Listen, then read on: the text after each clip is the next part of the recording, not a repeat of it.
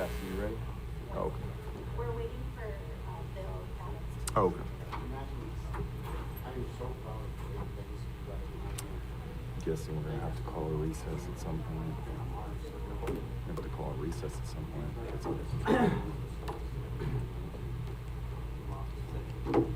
We'll see.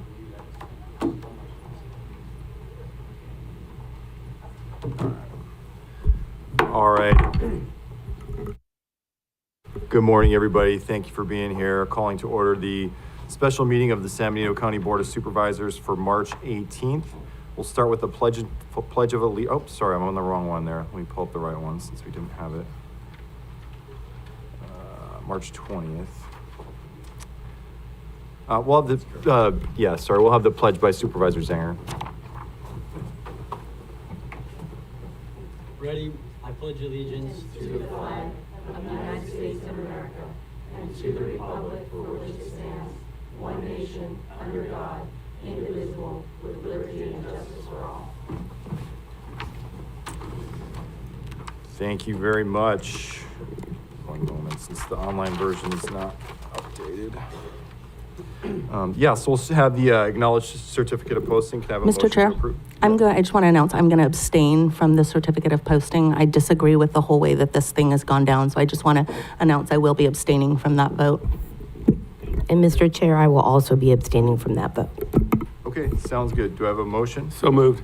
Second. Second. All those in favor, please say aye. Aye. Opposed? We have a 3-0 vote with 2 abstentions. That would take us to regular agenda. So on the regular agenda today, we have one item, County Administration Office, Henny Ring, consider approval of Amendment 1 to the Fire Protection Services Agreement with the City of Hollister and provide staff direction if desired. We had our meeting on Tuesday and are coming back following up from that. So Interim CAO Rink, please go right ahead. Good morning, Chair, members of the board. Yes, today's item is a carryover from Tuesday's special meeting regarding Amendment Number 1 to the Fire Protection Services Agreement with the City of Hollister. I won't go into the details that I presented on Tuesday, but the recommendation is to consider approval of Amendment 1 to the Fire Protection Services Agreement with the City of Hollister and provide staff direction if desired. I'm also available for any questions that the board may have. And with that, I will pass it back to you, the Chair. Thank you very much. We will now open it up for public comment. Do we have public comment? In chambers, please provide a speaker card. On Zoom, please press *9 or the raise your hand icon. We'll begin with the ones in chambers. First up, Leslie Jordan.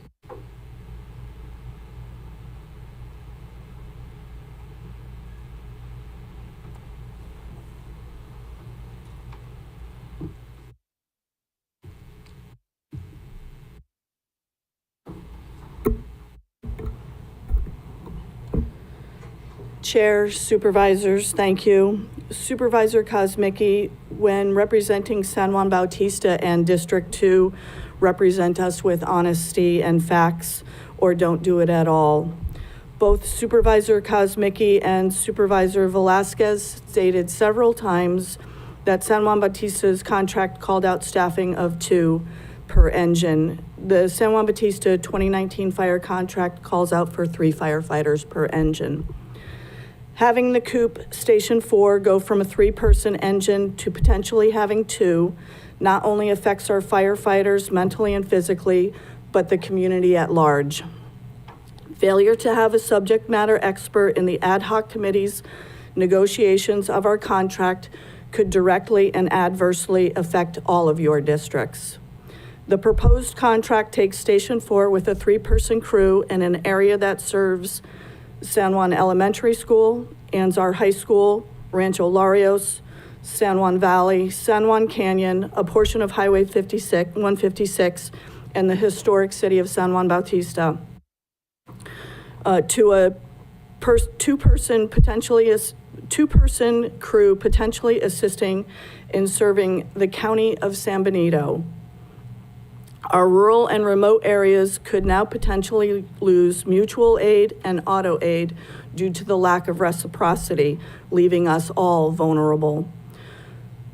Supervisor Velasquez, Chair Kosmicki, Supervisor Sotelo, the very rural and remote district under Supervisor Curro and Supervisor Zanger, whose district has a fire station that will not have personnel. How does this affect the people you are paid and sworn to serve and protect? Vote no, bring this contract back to the city of Hollister and renegotiate. Bring it back for San Benito County, bring it back for our supervisors, bring it back for our families, bring it back for your families. Next, we have Sandy Patterson. On standby, can we have Mia Casey? Good morning. My name is Sandy Patterson Jamark. To the board, to the firefighters, thank you. To the people that came out today. I live at 2900 Fairview Road, Space 5. If it wasn't for these firefighters, my house would have been destroyed. My animals would have died. You need to do what's right. You need to say no on this. And Supervisor Velasquez, to say that these firefighters can't be here, there's a law that states they can be here in uniform. And you were trying to violate their First Amendment right, which is given to them by the United States Constitution and the U.S. Supreme Court. New York Times versus Williams, 1964, through the U.S. Supreme Court states they can say anything they want, or they can be here. This is their First Amendment right, and you try to violate that. Shame on you. How disgusting. You know, I've been here since 1972, longer than any one of you have been here. I've seen a lot, and this is the most disgusting. The city of Hollister tried to do this back in the 80s by taking away a fire station, and the people stood up and said, no, you need to clear down at the top. You don't need to take fire service away. You're required by law to have 1.5 firefighters per every 1,000 people. It's just like law enforcement. You're supposed to have one law enforcement officer for every 1,000 people. You're violating a state law. You need to find, if they close fire station 1, you need to pull in your pockets and you need to fund that fire station. You need to take all your stipends and all the money you get, and you need to put it into the firefighters. You can give $2 million to Hazel Hawkins Hospital, but you can't support our firefighters? That's my husband was a retired firefighter. I know what these firefighters go through. I've been through the training. My husband, 27 years. If he could be here, he would be so disgusted with you people. We need to support these firefighting personnel in what they do. They put their lives on the line. I don't see you guys going out there and volunteering. I have, when Eric Taylor was here requesting personnel, and Supervisor Kosmicki said, no, you don't need it. I challenged everyone to go out on a ride-along, and not day shift, swing shift or graveyard. Why don't you guys go and work a shift with the Hollister Fire Department and see what they go through? This is just unreal that you would do something like this. You need to vote no, and you need to stand with these firefighters. Thank you. Up next, Mia, on standby, can we have Heidi Connor? Good morning, supervisors. I want to know why we're here. I mean it. I want to know why. San Juan Bautista rejected this contract proposal. They deserved a seat at the table. You denied them. They want you to go back to the table, negotiate properly by including them and the experts who should have been in the room, like our fire chief, the city managers, the CAO. So again, why are we here? A contract can't move forward unless all the parties agree. San Juan Bautista did not agree. County Council, is this even legal? Is it legal for elected officials to overstep their authority and take on the role of a chief administrative Excuse me, officer? I'm gonna have to, I'm sorry, Mia, but we have a disruption in the audience. Please don't disrupt. Go ahead, Mia. Thanks. Is it legal for elected officials to overstep authority and take on the role of the chief administrative officer who's supposed to handle the contract negotiations? I am frustrated by the claim of no funding. The county received over $20 million from Prop 172 in the last several years. Where did that money go? We can't tell. The county budget doesn't show. But it's clear public safety has been grossly underfunded. It's really a question of priorities. The safety of residents and first responders should be at the top of your funding list. A fire district is a long-term solution. It's been discussed for over a decade, and if it moves forward, it's going to take years and a vote of the people, which you may not get. We need a solid solution and an equitable fire contract now. This contract amendment proposed is terrible. You want to pay a third of what Hollister is subsidizing, and you want to reduce our fire services and put our firefighters and residents' lives at risk. It's unacceptable. You congratulated yourselves the other day about this being such a collaborative effort, but you didn't include San Juan Bautista. You excluded Chief Goulding, as well as the city managers and the CAO, and you ignored serious concerns that have been raised by supervisors and council members. That is the exact opposite of collaboration. If you continue to ignore the community and vote yes today and persist in this arrogant and authoritarian behavior, you may find yourselves on recall signs very soon. Thank you. Next is Heidi on standby. Can we have Loretta Avina? Good morning. I wanted to address my supervisor, Mr. Zanger, and to let you know, Mr. Zanger, I do appreciate the work that you've done on the roads in our district, which is always good because when we have first responders, we need those roads to be able to manage the fire trucks and other things that have to go on during an emergency. But I am disappointed, Mr. Zanger, that you're not reconsidering this contract and not willing to perhaps go back to the table and take a look at the budget. You were able to take $5 million for the hospital. You are able to pay $6 million for a road up to the observatory. It seems as though that some of that money could go to support our firefighters, the heroes in our community. So I'm hoping that you will reconsider this. Perhaps go back, get your subject matter expert, our chief, to give you the input that you need to make an effective contract. This is what your district is asking for. And I hope that you all will consider and redo what you've done to make it better. Thank you. Next, Loretta on standby. Can we have Donald Wires? Good morning. I'm standing here and I'm just kind of in disbelief that I even have to come and talk to you guys about this. So many of you know, or may not know, I was a military wife for 24 years. I wasn't going to come and talk until I heard a specific comment being made that really got the hairs on my back sticking up. Supervisor Velasquez, I've known you a long time. For those words to come out of your mouth really surprised me. You had no right to tell these fine gentlemen and ladies, if there's any ladies here, that they did not have the right to wear their uniforms. Had anybody ever said that to my husband when he put his battle fatigues on, I would have lost it. I feel you owe these people a huge apology. And the next thing is, you guys are voting on something and you have not even completed the whole research.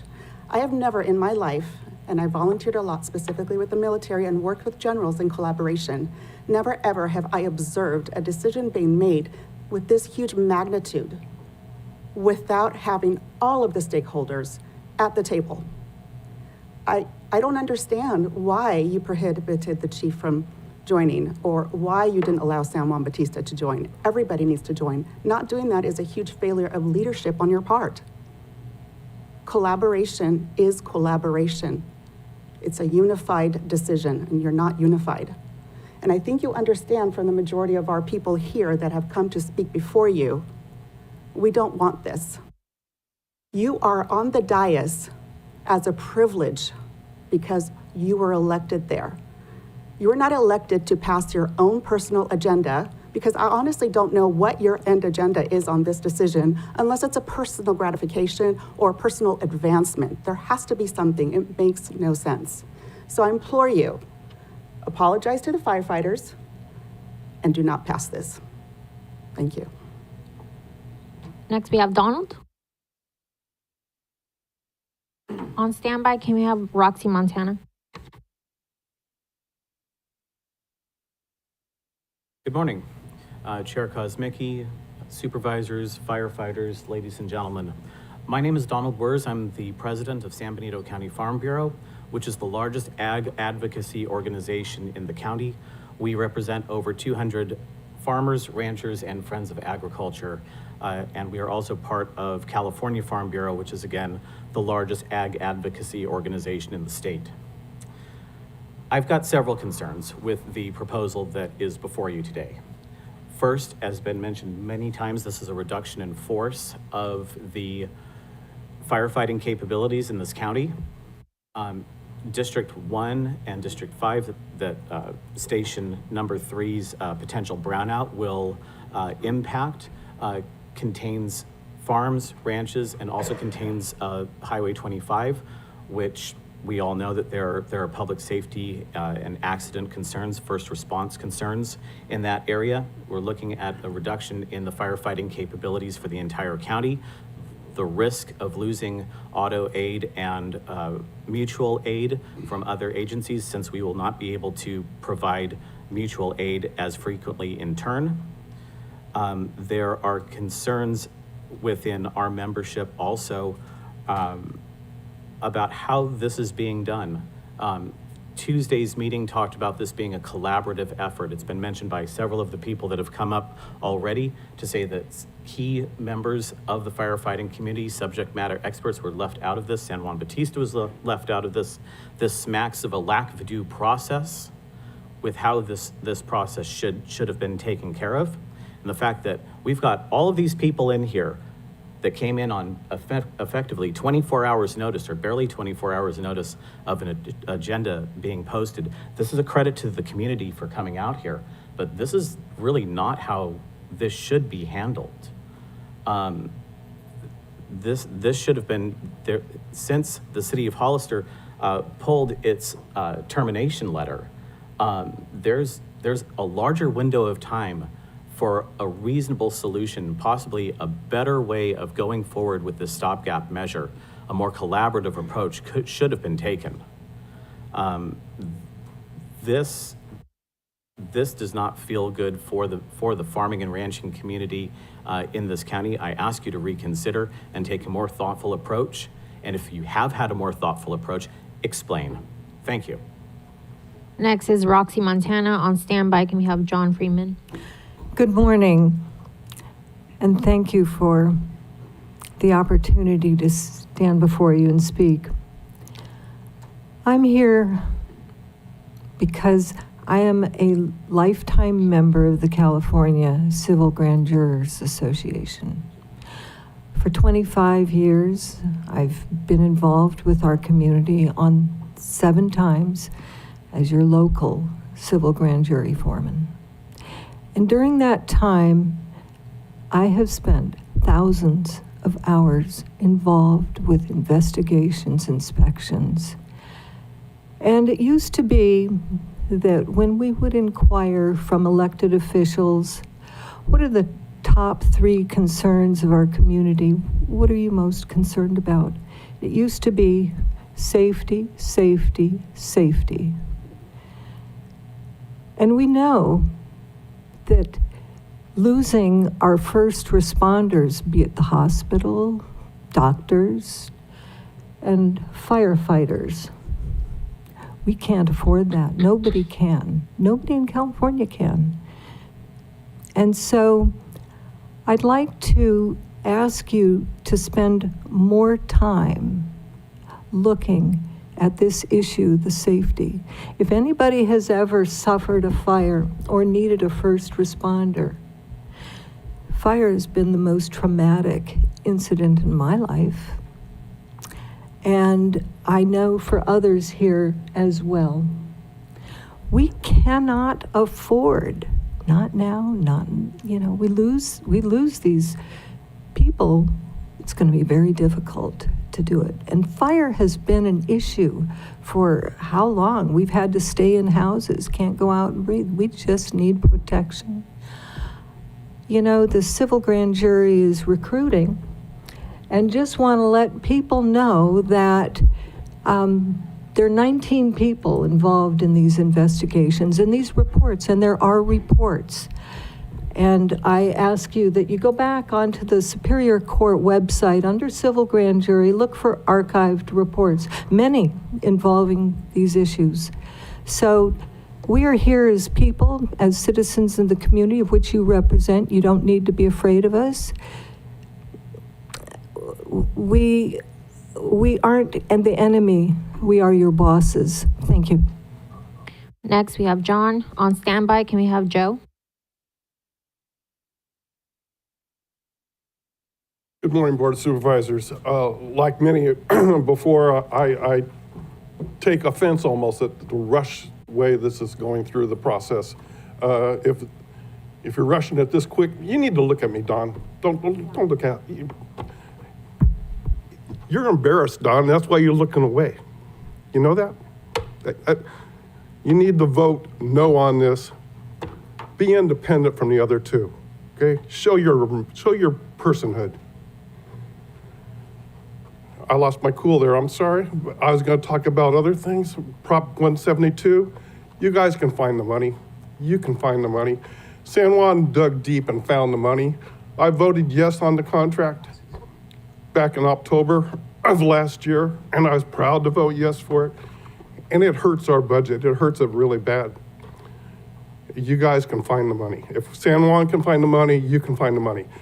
My next main point is, you haven't collaborated at all. You left the fire chief out. You left San Juan Bautista out. San Juan Bautista brings a lot of expertise to the situation. Scott Friels is a retired firefighter of 20 years, knows more than the rest of you put together, frankly. My last point is climate change. It's hitting us hard. It hits fires hard. Paradise, California, Pacific Palisades, Altadena. These are all direct effects of climate change, something that I have fought for as an elected official for a long time, in a lot of different ways. It's been said it costs money. Yeah, it does. And this is one of the costs it costs, okay? And we have to pay it. Thank you. Up next is Joe on standby. Can we have Carol? It's a remarkable alignment of fortunes there that he was talking about climate change, because I could spend the next 3 minutes breaking down to you exactly how climate change would influence the fires, but I'm afraid I only got 3 minutes, so I'm going to instead move along to one of my favorite phrases, that is substantive, verifiable evidence of attributable action. Your votes are your actions that can be attributed to you. There will be substantive, verifiable evidence of your votes and your actions, thanks to CMAP. There will be video of you giving your rationales and your votes that can be posted on social media. This, again, substantive, verifiable evidence of attributable action. You all will individually be held accountable in the next election. Even if you don't lose your next election, you will certainly pay for it with a reputation if this does not go the right way. This is not necessarily, and I don't know enough to tell you what the outcome is going to be, but I can tell you right now that if the outcome is not favorable or even neutral, that's not going to look good. And you, again, in your districts, you will be held individually accountable with substantive, verifiable evidence of action that is attributable to you in those elections. Maybe it's just your reputation, maybe it's your political career, but you will be held accountable in some way if this does not go well. We are in the action phase, we're in the decision phase, and pretty soon we'll be in the outcome phase. What will the outcome be? Because that's what will decide how this goes. Substantive, verifiable evidence of attributable action. And if there is a disaster, again, you will be held accountable individually in your own districts, in your elections. If there's a recall, that will be the time. And if it's just with the midterms, that will be the time. And if it's the next general election, that will be the time. But you will eventually be held accountable. You will eventually pay for any negative outcomes, one way or the other, even if it's just your reputations. Thank you. Next up, Carol on standby. Can I have Ronnie? Good morning. Well, here we are again. Speaking from a retired local government employee, 34 years, I never understood why you would hire a city manager, hire mid-managers, and then go off on your own. That doesn't make any sense. You have a city manager, he's there to guide you. I stand with San Juan. We're not even asking that you vote no, which you should. We're asking you to back up. You're leaving a lot of folks out. You know, I don't do a lot of social media, but I do partake in Nextdoor in last year and a half, and I don't see anybody on there telling you guys to vote yes. I just don't. It's all no. They are madder than heck on there. In 2025, we need more firemen, not less. These guys got a lot of jobs. It's not just fighting fires. It's all kinds of aid, and then mutual aid. They roll up on the accident, whether there's a fire or not. They come into your house to help your mother up. They come into your dad's house to carry him out. Firefighter McKnight. Yeah, I know you know they're important. They are important. But you can't just cut everybody out because you want to do this and we know you're headed down for a fire district. You need to whoa, because you can get all the way down there and you're going to propose a fire district and all these people you're ticking off, they're going to vote no. You need money. Here's the money, people. All those people out there in the city, they're going to be the ones that have to pay it. And you're making them so mad now, they're going to vote no. And Ignacio, I think you're going to get recalled. You're causing chaos. You're not showing camaraderie, and you're cutting people out. That's how you do it. You like to cut them out, pretending like they're not saying anything, but they are. And I never come here, but I come here when I have to. So I'm asking you to change your mind, to go back to the board, the drawing board, and I've been there. It's not that hard to go back and work with people. Come on now. You're showing disservice, you're showing disrespectfulness to our firemen. And it bleeds out into all the public safety. I'm sure the police department probably isn't real thrilled. But please, you have to include the city manager. Both of them. The acting city manager in San Juan and our city manager. How about the fire chief? The guy that knows the most, and he sounds like he knows a lot from what I've been listening. We've had good fire chiefs. You often don't listen to them. I did. I listened to them because they got a tough job. So let's not make it tougher. So I would like to see you vote no or continue this item. Thank you. Next is Ronnie on standby. Can we have Courtney? Good morning, board. I'll be honest with you, I'm here self-serving, you may, but I'm here on behalf of me and my family. You know, the last 2 years, unfortunately, have been tough for us. And someone in the audience said, you know, nobody thinks about the fire until you need them. And unfortunately, the last couple of years, needed these guys quite a bit with my parents. And, you know, they were there for us. And unfortunately, I live on an island out there off of Lover's Lane.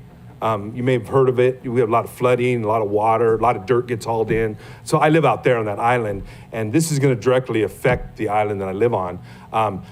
The fire department is in front of my house staged when there's been floods, because fortunately up to this point, I haven't gotten flooded. So I was at a county office deal the other night, and the fire department was there doing some with the community, doing community service, and one of the firemen asked me, hey, we're gonna need some support. And I said, listen, you've got all my support. I said, the sad thing I will tell you, and I will tell this board, I'm not blaming you because some of you are newly elected, but boards in the past and city council have created this problem because we've had these developers in our hand. And all we've had to say is, you want to develop? No problem. We need more fire. We need more police. We need bigger schools. You know, we got the high school that wants to expand. We're going to need more police. We need obviously more fire. But I think, and again, I haven't gone in depth, and I don't know what I know it's a money issue. Do away with the roads department, because we damn sure can't fill a pothole. Or how about we do away with the code enforcement, because they can't seem to do anything. Let's do away with them and let's give the fire more money, because they're going to be directly affected, my family, when we need them. You know, and so I'm frustrated because the amount of money that we should have. I was up in a small town of Lincoln, if you know where that's at, but I'm driving through there, and I mean, tell you, these guys would drool when they saw the fire department and the police department. Well, there's an Indian casino right as you go inside town. I'm not promoting an Indian casino, don't get me wrong. But when that Indian casino came in, the Board of Supervisors says, listen, you guys want to come, no problem. We need more fire, we need more police. They got the nicest, and they want for nothing.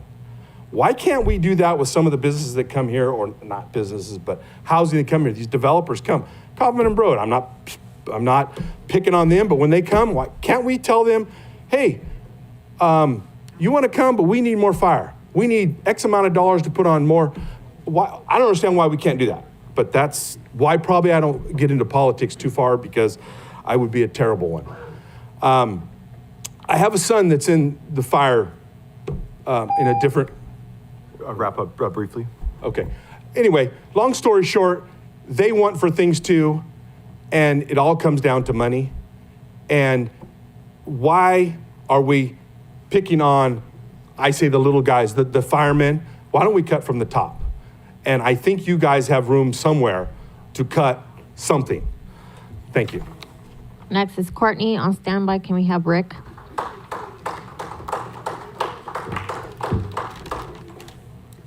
Thank you. When I was at the city council meeting a few weeks ago, I spoke on what it was like as a wife of a firefighter and how that affects our lives and how it is a disruption of mandatory overtime and all of that. But what I did not speak about was I'm also a nurse, and I work firsthand with these guys intimately.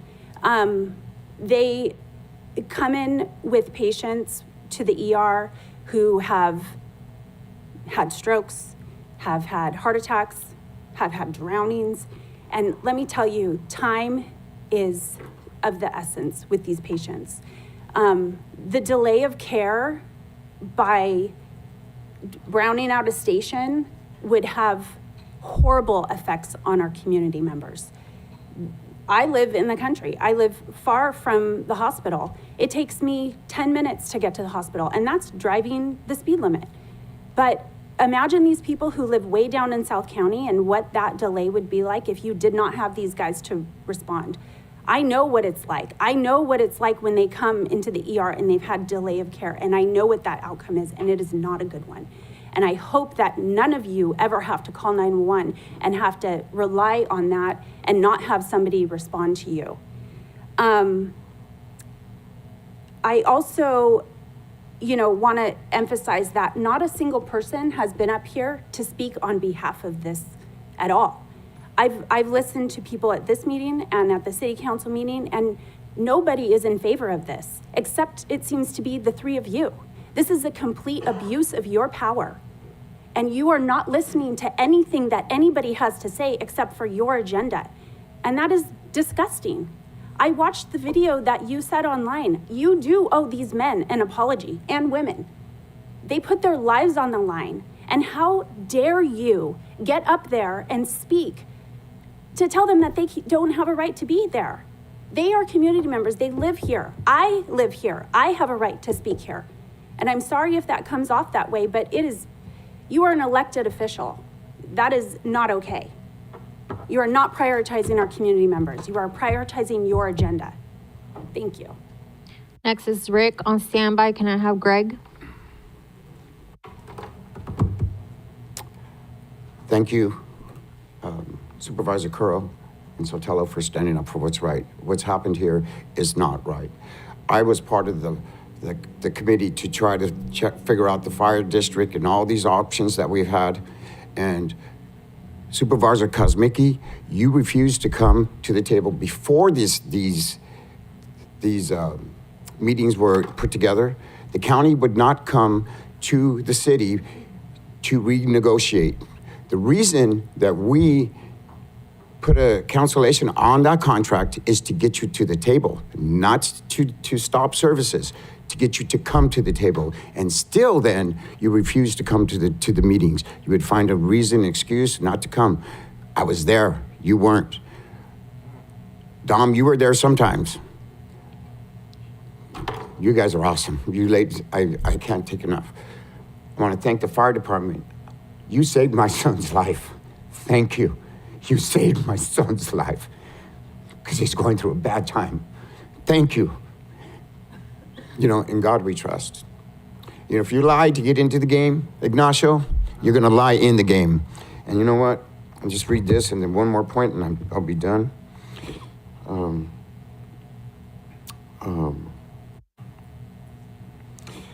A Turkish proverb. When a clown moves into a palace, he doesn't become a king. You guys listening? Dom, over here. Hi. Dom. Oh, okay. He doesn't become a king. The palace becomes a circus. Voila. You know, in God we trust. You know, it's not just being a former elected official. I'm responsible and accountable to you guys, to everybody. But for even more important, I'm accountable to God. So with that, my last point is, if anyone would care to bow your head and join me. Father God, I just lift up our community to you. Lord, your word says when you have good leaders, they listen to wise counsel. Our leaders are not, Lord. Help them to understand and to make the right choices, Lord, to save the people. But even when that doesn't happen, Lord, I know you are there. I lift up our firemen, our police, all of our first responders to you, Lord. Keep them safe. Keep their minds from all the things that they see, Lord. And protect our people. For we are a nation that trusts in you, Lord. Thank you. Next, we have Greg on standby. Can I have Rob Bernowski? Good morning, everyone. Somewhat interesting. I live in South County. We're a very small percentage of the county, so what services we get are minimalized. So going over this, really, what is the plan? I read the amendment. There's another contract out there. What it really comes back to is how does this affect mutual aid, auto aid, CAL FIRE interactions, and South Santa Clara South County, which affects people at the other end of the county from me. Basically, I think yours district, Dom, and I think your district, Ignacio, if you cover, I don't know where that split is, but the Balsa. Obviously very contentious here.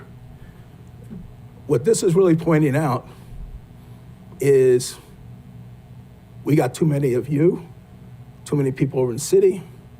We're a county of 65, 70,000 people. We got a lot of chiefs. How do we do this? What is the government that we can afford and what are the services that we need? I don't see this and you got a very hard job. I mean, I hear people pumping out $5 million here, $5 million there. I'm pretty sure some of that never got to the hospital. I'm somewhat involved there. So, I think your budget's $30 million. That's basically general fund. At the end of the day, I'm the money guy. You got to come back and figure out how we all do this. And let's not forget the elephant in the room. I don't even know if they're here.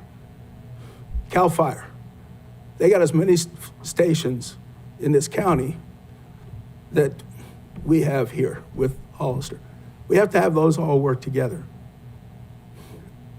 CAL FIRE is part of our community. Hollister Fire is part of our community. But, I see trucks driving all the way down to Bitterwater. I see them go back. I actually pass them an hour later when I have to go that direction. There's got to be some logic in this. You guys got a tough job. Obviously, the crowd's not on your side. Comes back to that 5-letter word, money. Thank you. Next is Rob, and then we'll move to Zoom.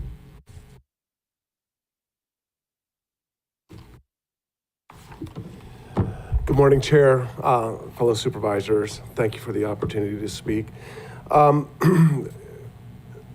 my biggest concern is homeowners insurance. And in the decision you're about to make, did anybody consider what this might mean to homeowners insurance?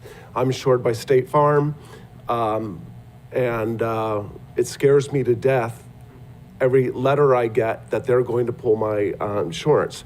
And I just want to frame something that's sort of important. I live in Ridgemark, one street off the Fallow Golf Course. Those weeds are starting to grow, and pretty soon you would not be able to see my grandchildren above those weeds.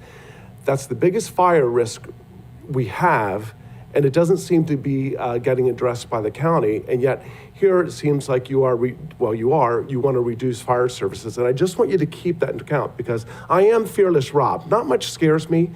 The fact that I live there, that potential is there, and now we're thinking about reducing fire. In the order of priorities, I would have to say, and I'm going to say it, having a hospital is number one, having a fire department is number two, and number three is law enforcement. And I want to, put this in terms of delay in fire service. I'm sure there are firemen here that went to Spring Grove School a few years ago with the 13 or 12-year-old student that collapsed. Just to set you the picture, my wife is on the phone talking to 911. Nelson, the chief custodian, is doing the chest compressions, trading off with Christy. The fire department, had they not got there when they did, I'm pretty sure that girl would be dead today. As it is, she's only blind because of it and has some other mental defects. But you have 750 students and 60 staff members out there at Spring Grove School that need a fire department out there. Anyway, I guess my big point is, it just seems like, and I feel sorry for you, and I'm very appreciative of every single one of you. It's a tough decision, I get it. But it just seems like you are rushing into it way too quick. I can't figure out why, and I'm sure if I had personal conversations with each of you, I might be able to get the answer to that. But why the all of a sudden rush, other than to get it done? And then, how much time do I have? 36 seconds. It seems like you're trying to have a baby, but here's what the problem is. 2 women cannot have a baby in 4.5 months.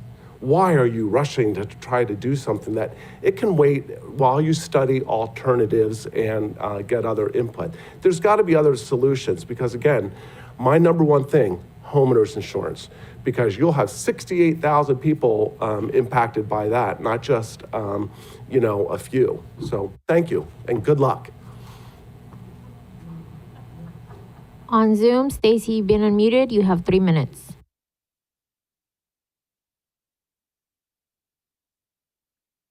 Good morning, Chair and Board. Thank you so much. I appreciate the time. I spoke at the Monday evening City Council meeting and at Tuesday's Supervisor meeting, so I think my points have already been pretty well made. But I just want to reinforce my concern that this is not leadership. This is not inclusive. Supervisor Curro, Supervisor Sotelo, thank you so much for bringing up very important concerns that need to be addressed before this contract could ever move forward. Thank you to City Councilperson Dolores Morales, Fire Chief Goulding, and Mayor Jordan for their exemplary leadership and bringing up, again, excellent concerns. I am pretty fascinated with the lack of accountability on that Prop 172 funds. It's definitely something I'm going to be looking into. I do have one pressing question that affects those of us who live in North County, where Fire Station 3 services. I want to know what the brownout means. I really am questioning if that means closing down the station for a 24-hour period, or 40 hours, or 6 months, or all year. There's no clarity on that. Not that any of it is acceptable at all. As Mr. Bernowski just said, we've got Spring Grove School, we have the Whispering Pines Senior Residential Living, horrific accidents on Fraser Lake Road, Shore Road. The traffic's only getting worse, not better. And we cannot afford to not have Station 3 fully staffed 100% every single day. It's important that we always keep in mind that we need to govern with honor. We need to seek and receive input from all voices, even the opinions you don't necessarily understand, because you might just pick up a nugget. To govern with honor and integrity at all times, and it's heartbreaking because that is not what's happening now. Pushing through your agenda without consultation of subject matter experts is narcissistic and arrogant. It's just wrong. The current board leadership, along with the mayor and majority on the Hollister City Council, your actions taking over LAFCO and other committees, your open disrespect towards your peers and towards staff, it's unacceptable. It needs to end, and it needs to stop like yesterday. Thank you so much. Celeste, you've been unmuted. Please, you have 3 minutes.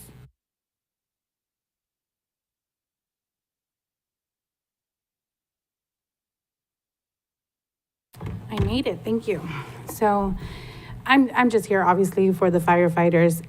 Everyone else that has come up to speak, I really appreciate everyone here backing them up, because we come from all walks of life, right? So there's really, everyone that's spoken already has said pretty much what you needed to hear. So I'm just gonna kind of go off script, but we come from many parts, many backgrounds of life, right? I'm from the West Side, Hispanic. I'm sure there's more Hispanic here, but and then we have my friend Sandy, who lives in Fairview, and we have everybody here in the community, right?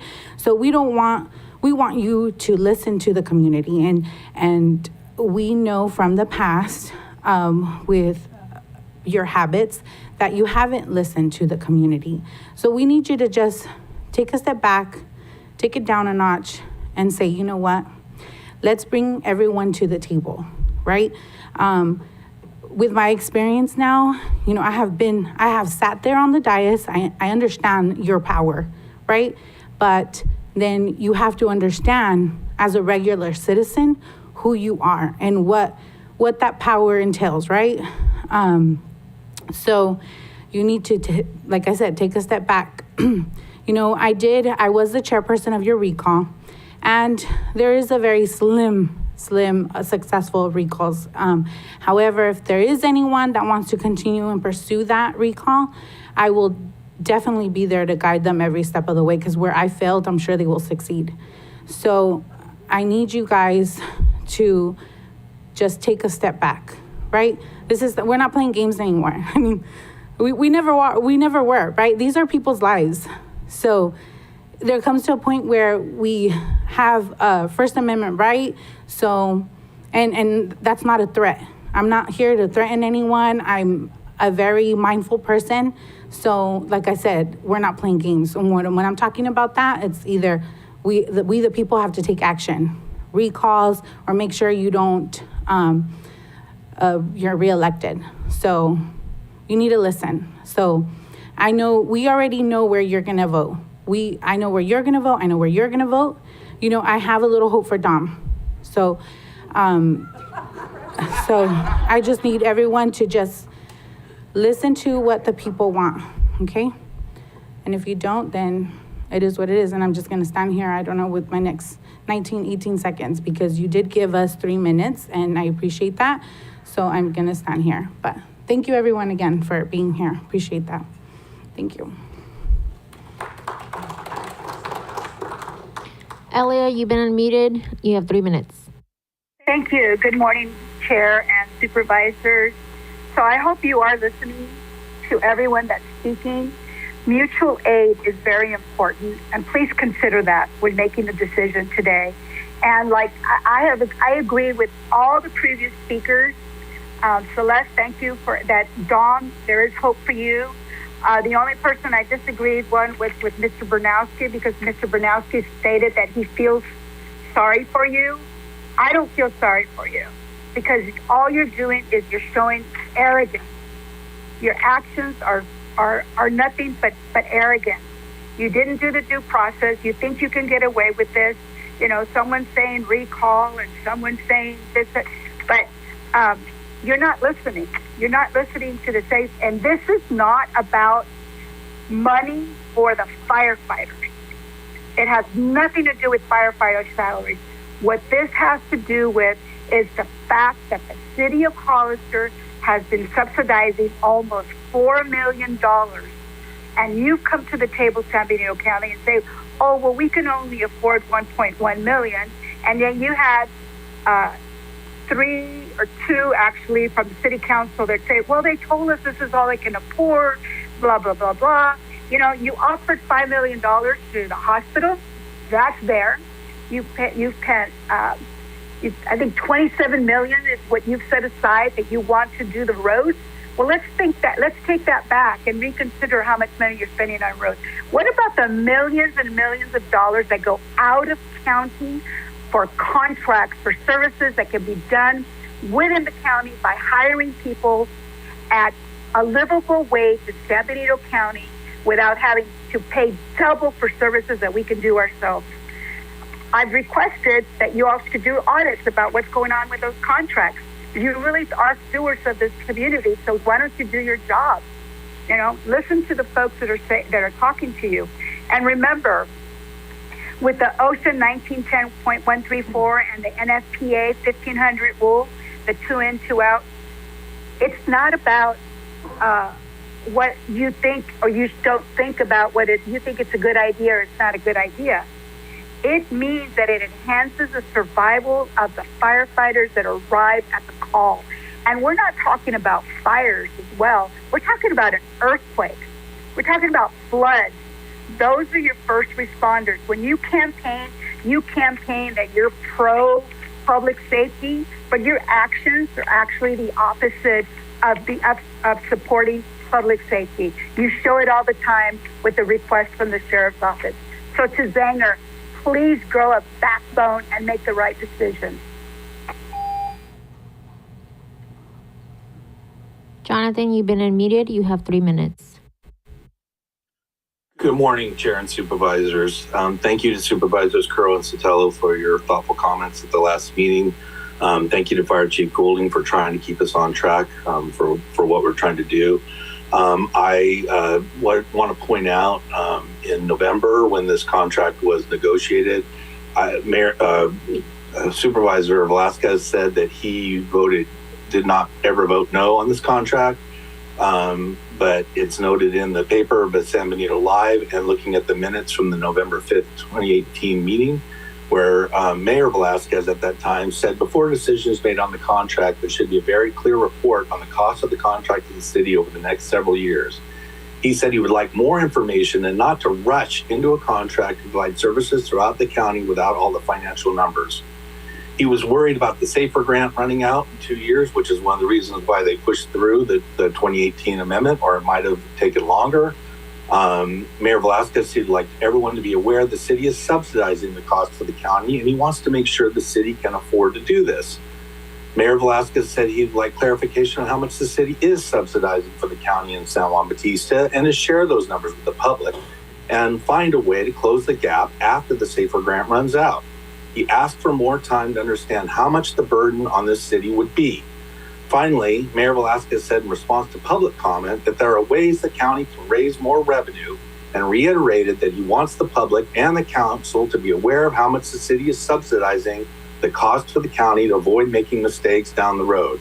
He also said that there are more firefighters on staff in Hollister now than ever before. And then he voted no. I think it's important to note that we need to look at the contract and back up and make sure what's going on. Where are the 172 funds? They're buried in the budget. They show expenses coming out, but it just says grant funding in all these different categories. You can't tell where it goes. So I think we need to pull that out and really understand what you're doing with it and make sure it makes sense. Are there other pots of money that you have set aside that can look at this? Now, maybe you can't do it all at once, but let's look at what San Juan Bautista did. They figured out a percentage increase to get to equality. Let's do what San Juan Bautista did and go back and negotiate this and fair. You know, if the county can't come up with it all at once, well, time to change priorities and slowly move at least toward that parity that we need with the city. Thank you very much. Mary, you've been unmuted. You have 3 minutes. Hello, this is Mary Shaw Coron. I just want to say that I think it is important for this county administration and the city of Hollister to work together. I think this is actually good that they are trying to collaborate. I think we should support them. I know the situation is very challenging because the city of Hollister is facing some financial difficulties because the past administration, led by Mia Casey, overspent so much. Please, excuse me, audience, I'm sorry, we have a public speaker, you cannot disrupt, thank you. So I'm basically saying that We're gonna call 5-minute recess. Call recess. Okay, just keep They going, wanna- please. Can I keep going? Yes, keep going. Please don't disrupt, Okay. audience. So I'm basically saying that I support the collaboration. I think that it's a difficult situation that the county and the city are facing, but I think they are trying to work together, and I support their efforts to collaborate and find a solution. I know it's not easy, so I appreciate all their efforts. Thank you very much for your time. We have no further public comment. Okay, thank you very much. I would just invite the city manager of Hollister and the city fire chief to come up if you can, just to be ready for questions from the board. We could just take a moment for them to come up.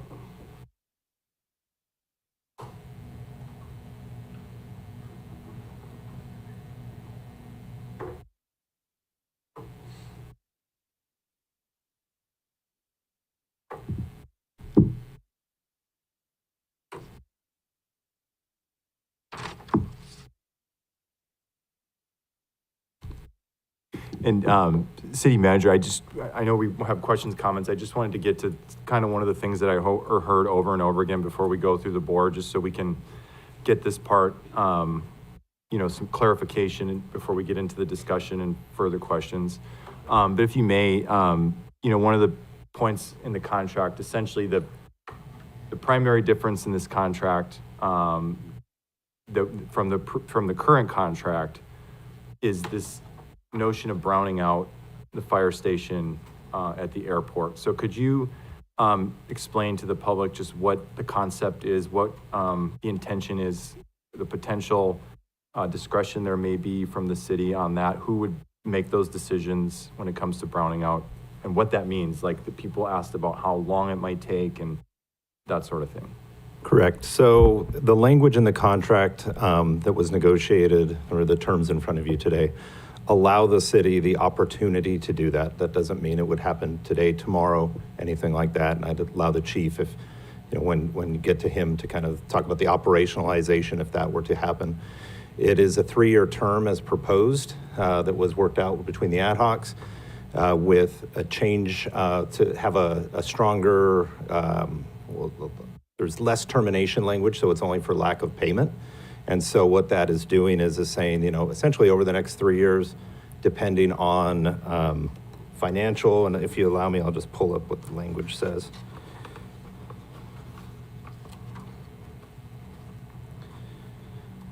It says contractor in its sole discretion may implement a brownout for Station 3. For purposes of the agreement, a brownout means the temporary closure or reduction in operational status of a fire station where contractor being the city, may reassign personnel from Station 3 to other stations to maintain appropriate staffing levels throughout the service area, or contractor may decide not to staff Station 3 for a period of time due to personnel shortage, equipment maintenance, budgetary constraints, and operational needs. During a brownout period, emergency response to the affected areas will be provided by the next closest available resource. The implementation of a brownout would not constitute a breach of the agreement, nor would it result in any reduction of compensation under the agreement. So with a 3-year term, it is allowing the city the flexibility, depending on what would happen down the road, if at all, to implement a brownout. Okay, I just wanted to get that out there so there's clarity. I think it would be productive to have a conversation, particularly about that aspect of the agreement, since it is really the primary change in the language. The staffing is exactly the same. If you could clarify that on the record as the current agreement. The county agreement, there's been 3 of them. We're in the current one right now that was signed in 2019. What they call for is a minimum staffing level of 2. And that was in the 2019 That is contract correct. that we're under right now, and that's proposed to be the same language in the potential future amendment. That is correct. The only change there is just basically stating that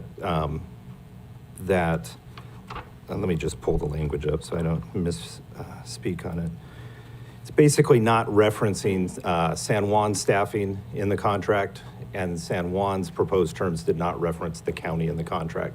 The way that the current amendment or the current contracts are written, it talks about the staffing levels of both in each Because in the prior organization's contract. The prior contract, it did, the current contract did reference San Juan as being a 2, but there was a conflict in the language between the San Juan contract and the county contract, whereas the county contract showed 2 and 2, but the San Juan contract was actually at 3 as of 2019. That is correct. So you have 2 contracts. You have the county's contract, and it says in the county's contract that the county staffed engine would have a minimum of 2, and the San Juan staffed engine would have a minimum of 2. The San Juan contract as signed says that San Juan would have a minimum of 3, and the county would have a minimum of 2. Got it. Thank you. So I just wanted to get that out there so that sets the stage, the differences in the contract from the current contract to the amendment. But I would open it up for, I know there were 2 supervisors on Tuesday in particular that had questions and concerns about the amendment. So I just would invite if Supervisor Sotelo, if you want to kick it off, and questions, comments on what we have here today. Sure, thank you.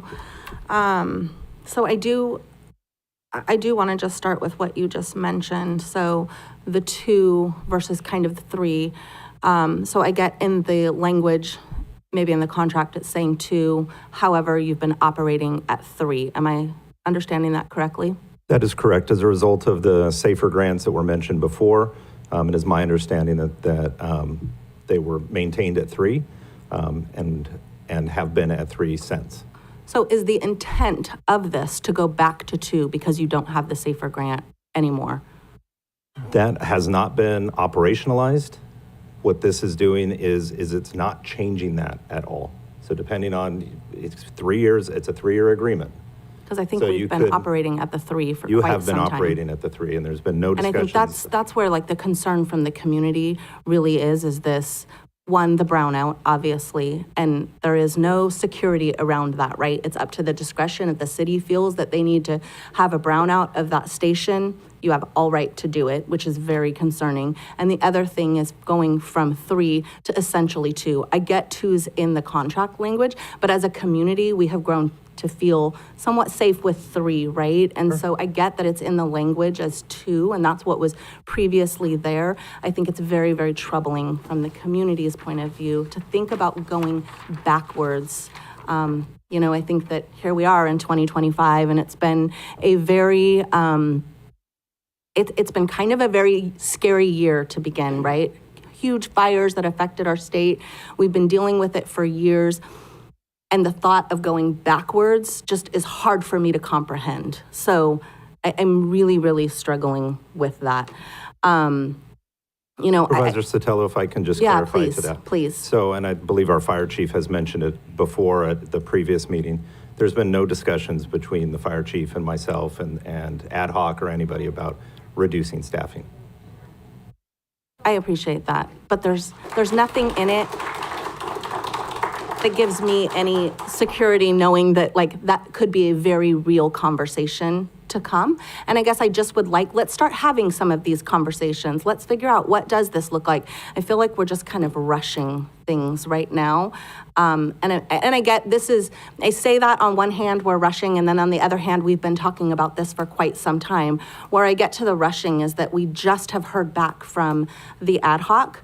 And in light of kind of everything that's come forward this week, I don't know that the ad hoc was as cooperative and collaborative as maybe I would like to have seen if I was there. And so I think San Juan Bautista absolutely needs a seat at the table. They're affected tremendously by this. I think the fire chief should be there. I think our interim CAO, Henny Ring, should be there. I think you should be there. I think more people need to be at the table discussing this. But beyond that, I also think that I haven't even hardly had a chance to talk to my constituents about this, I mean, this was a closed session item that got posted last week. And on Monday morning, the closed session item changed to an open session item. We had ribbon cuttings for the Union Bridge. I've had a full week of work that I've had to rearrange my entire calendar.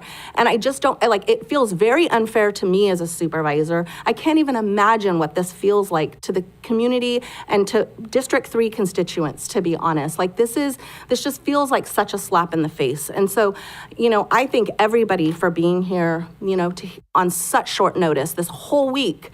I'm happy to see that there's so many more people here today and that people are having their voices heard. But I'm really, really troubled by the actions of this board. I want, again, this whole 24-hour, we've ended our meeting on Tuesday by 11 o'clock, and we don't post the meeting agenda for this meeting today until yesterday at 9 o'clock. Why? What game are we playing with the community? I cannot stand behind this. The transparency of this board on this particular item has been tremendously lacking, and we have to listen to the public. Again, I want more time to discuss this fire contract with my constituents in particular. I want the questions that we raised on Tuesday. I'd like to have those answered. And I want a lot more cooperation between all of the jurisdictions, including, like I said earlier, the fire chief, the city manager, our CAO. I would propose, how about crazy idea? Why don't we do a collaborative town hall between all 3 jurisdictions? I really, really support the collaboration, but I do feel that with 15 electeds representing the 3 jurisdictions, and all of the votes that have been taken on this particular item this week, and I know that we haven't officially voted on this item. However, we did vote on Tuesday to officially bring it back to today to officially vote on it. And of the 15, there has been 8 that have been against this. There have been 6 that have voted in support and 1 was absent. That isn't collaboration if we don't even have consensus amongst the electeds. So I'm really asking our ad hoc to take this back. I'm asking this board to not support. I think the public, again, has not had a chance to be a part of this. They haven't had a chance to learn about what the contract means, how it's going to impact this community, or the level of service to expect. We are promoting pinnacles in the tourism industry. However, at the same time, we're telling people, come into our community, travel all the way down south, and then, at the same time, we're gonna make our community less safe. And, if you get in an accident on the way, gosh, we hope that you're gonna be taken care of. It's a dangerous situation that we're putting this community in. I'd like to see an itemized list of our Prop 172 funds. I want to know the true impacts and the effects of auto and mutual aid and what happens if we do go to 2, what happens if the brownout is enacted. I also would like to get into our budget for the county and see how and where we are going to pay for this. And where is this $1.1 million coming from? Again, I think it's been an unfair process. As a community, we cannot afford to make our community less safe right now. And I stand with our community. I support San Juan Bautista and the firefighters. And so I am absolutely against this. Thank you.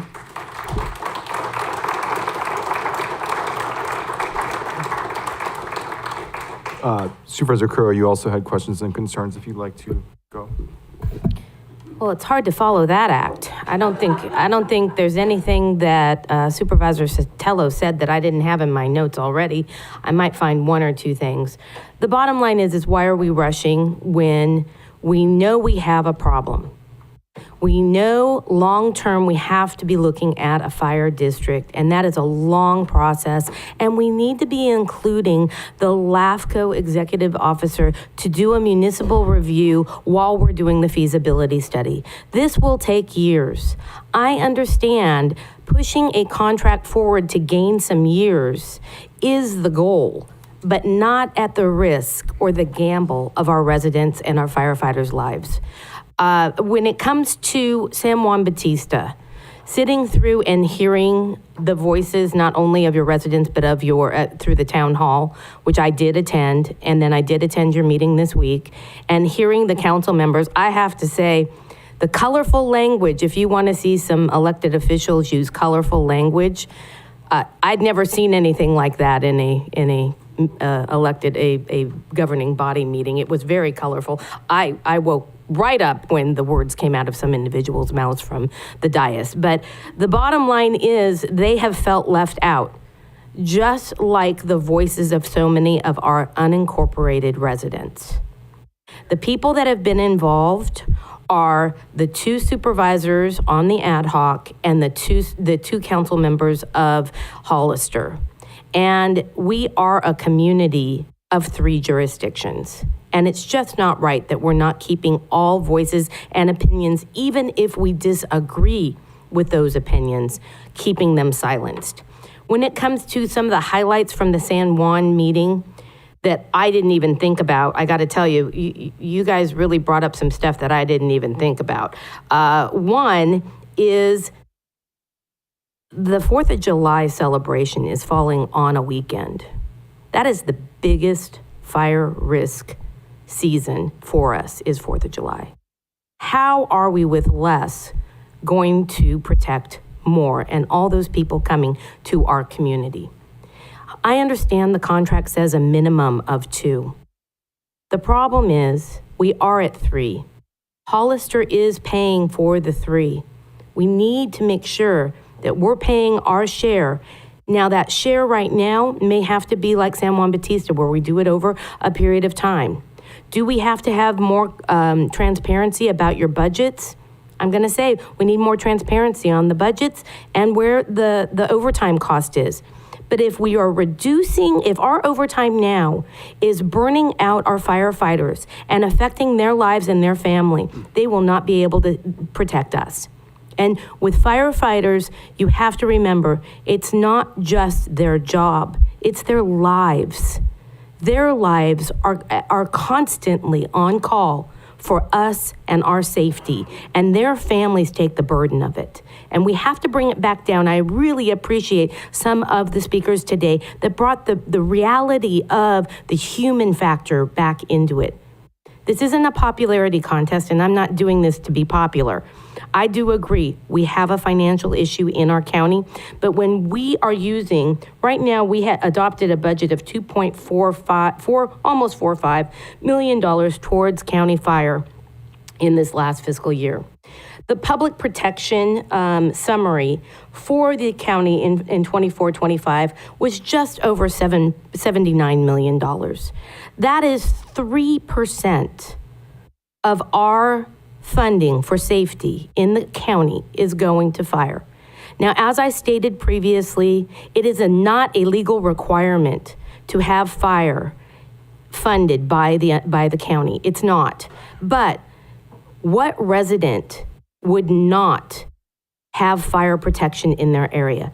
The biggest challenge we have is right now in South County, the residents of South County already have to protect themselves. They know it's 30 plus minutes before they actually get fire service in South County.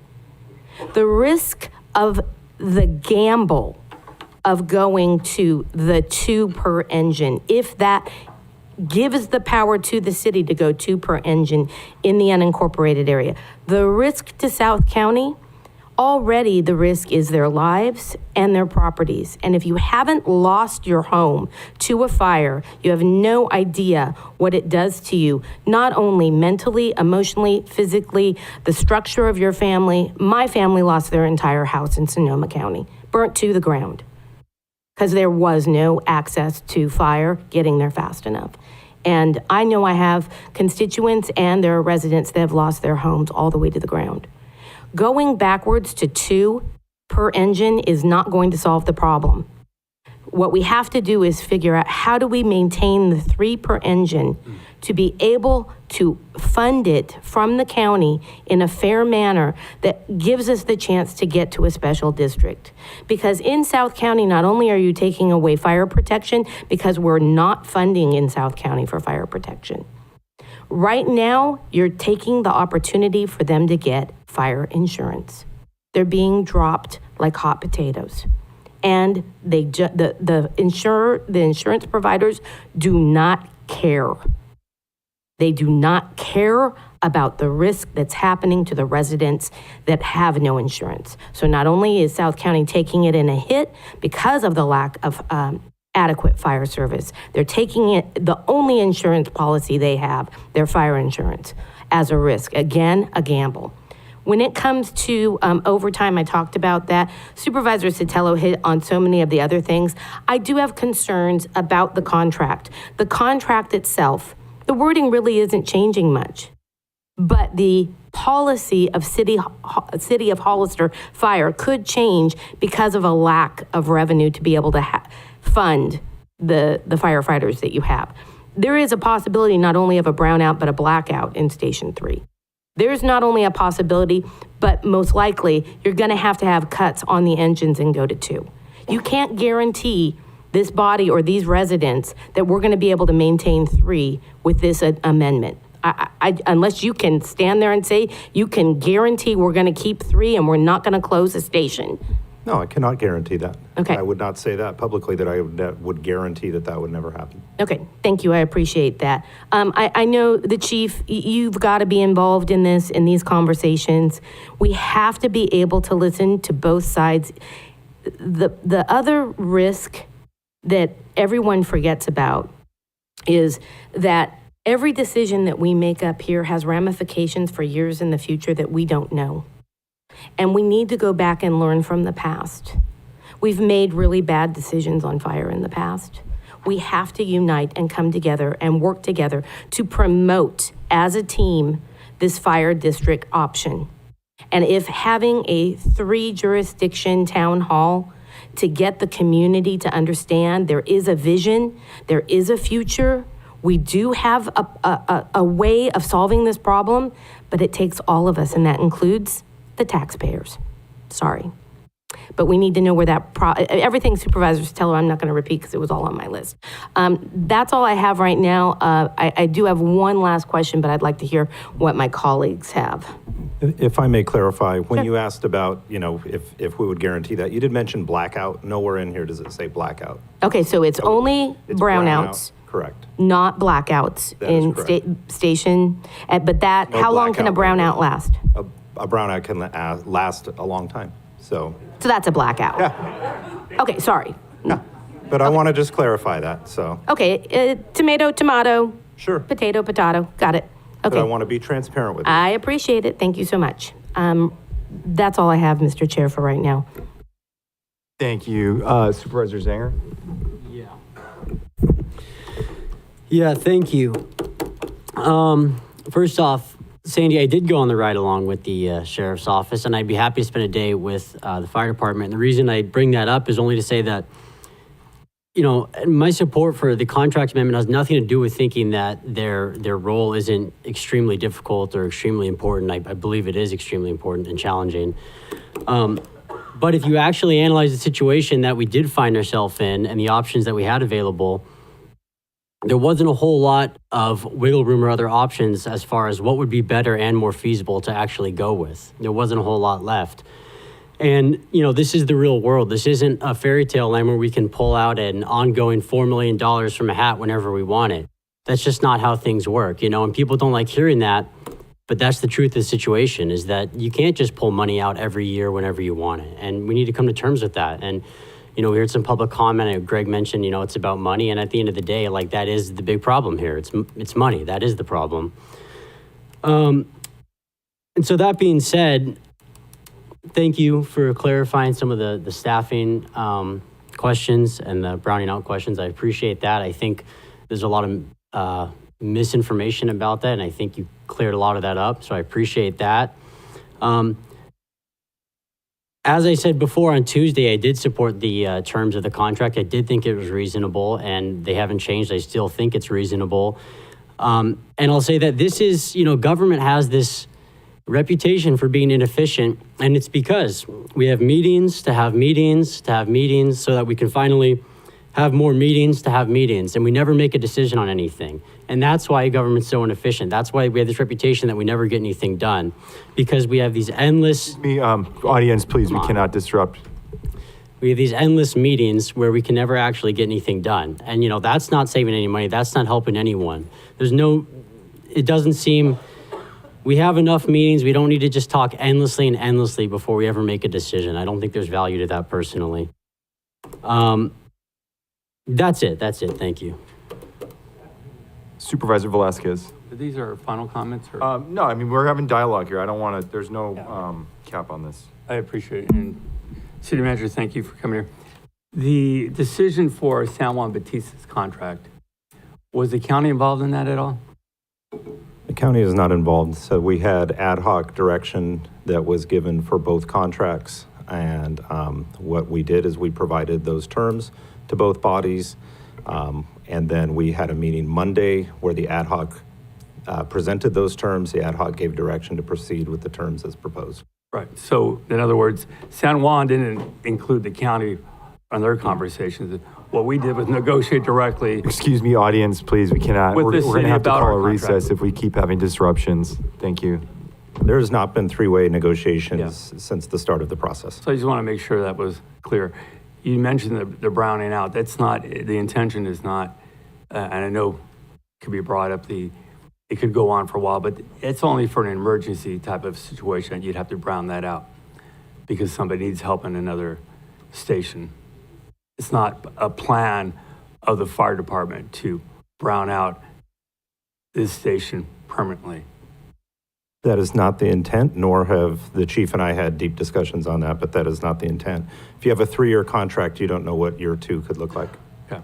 Going back to the former contract was 2 in our contract. The current contract is 2, and City of Hollister added more people as they had staffing. And what I'm hearing you say, if there's available staffing, that's probably what your plan still is. But the contract basically shows a minimum of 2. Correct. The contract has and remains at a minimum of 2 for the county of San Benito. So there's flexibility there for you. And I want to thank you for your help going through this. It's not like we didn't have conversations with you and the information you provided so we can understand what the real numbers are. So thank you. Thank you for that. So I just want to clarify just a couple things. I know this is a very important issue. There's a lot of emotions involved. I totally understand, nobody wants to reduce firefighter services. I think that's the last thing a community wants. I do want to clarify on the meeting schedule again. The ad hoc never scheduled a closed session. I said this Tuesday. You repeated it again. I clarified it. The ad hoc never scheduled a closed session meeting. So there's this implication that we're sort of toying around with schedules, and it's just not the case. David, if you could even clarify, because you were there, the intention was always to bring the recommendations to the Hollister City Council on Monday, which was this, last Monday, the 17th, and then the county board would hold a special meeting on Tuesday to have the discussion on the recommendations, which we did. I do have you're shaking your head, Supervisor? Yeah. I do 100%. Vanessa, did I call you on Friday and ask you, why are we meeting as a closed session? What is going on? Correct. It was posted as closed. It was a closed. We had. I didn't nothing to say do that with it came from the ad hoc, but you are the chair. It must have come from you as a Okay. closed session. And if it didn't, you didn't correct it either. I did correct it on Tuesday. It did not. But why did you wait so long? You didn't look at the agenda posting? I don't actually know what you're talking about. To be The honest. agenda posting was a closed session. It was listed as but closed. I'm just That's a clarifying- big deal, Colin. Okay, I'm clarifying the facts that. And I'm clarifying the facts that it was Chair, posted as myself, closed. Yeah, I understand you're very upset here, but as the chair,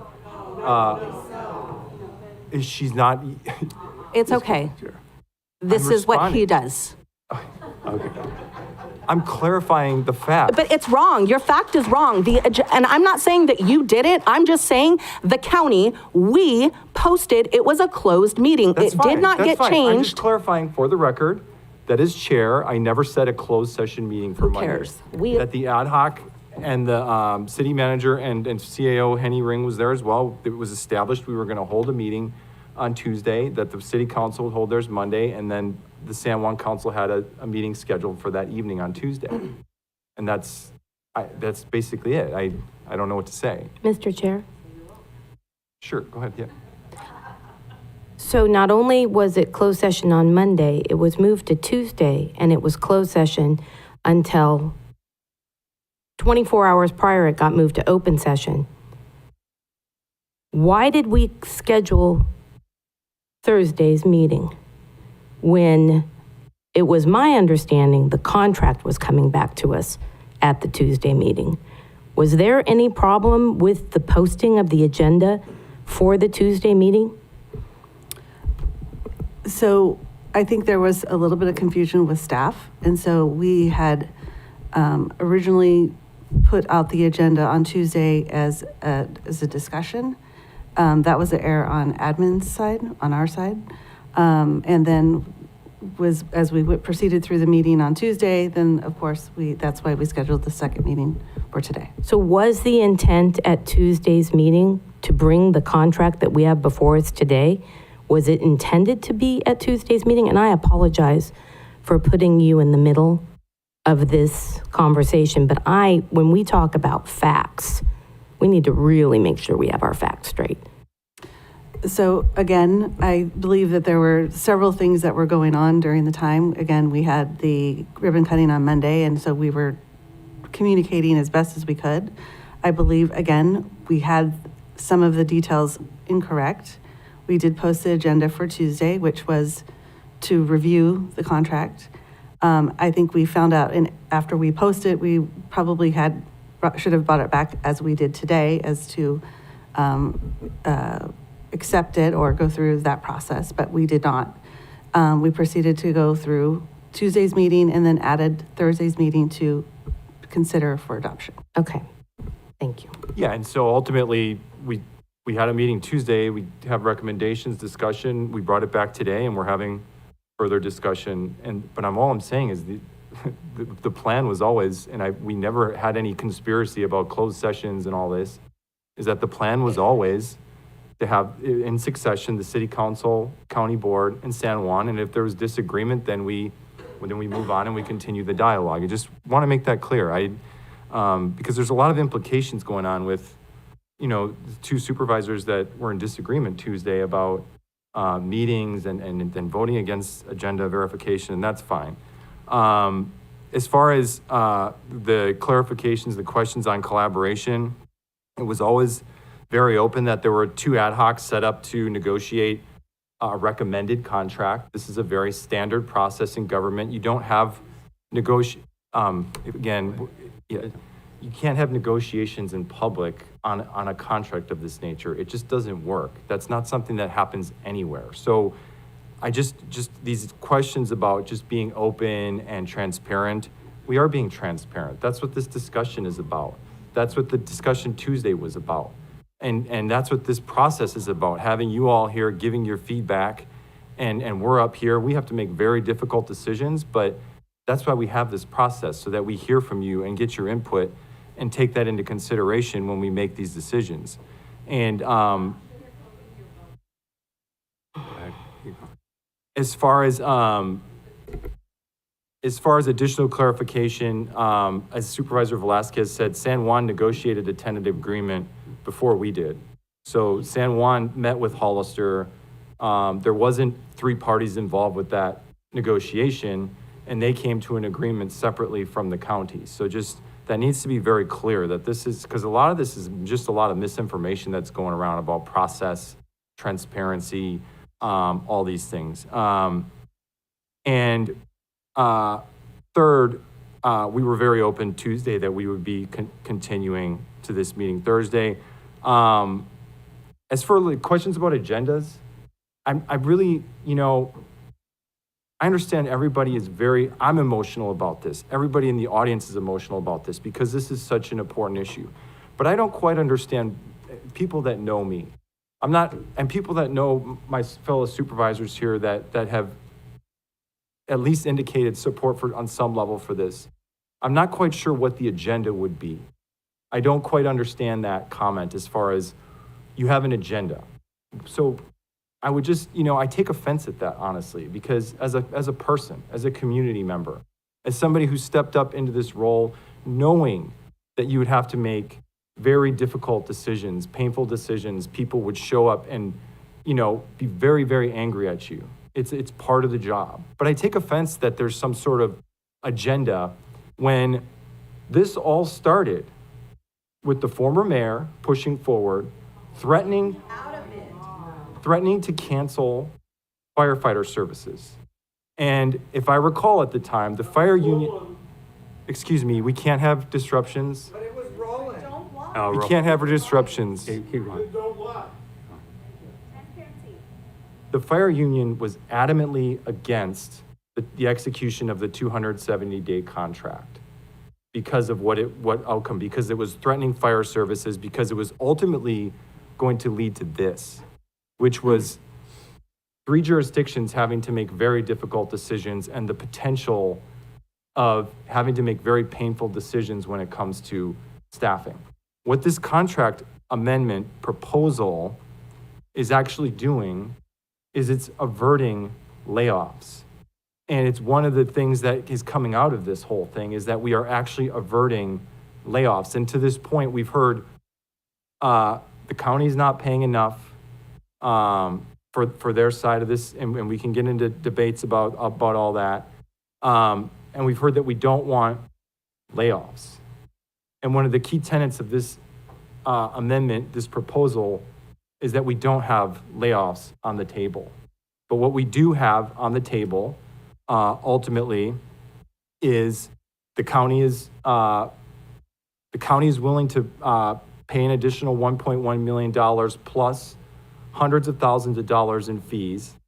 And the contract itself is the terms of the contract, we can get into the brownout part of it, but the terms of the contract with regard to staffing are exactly the same.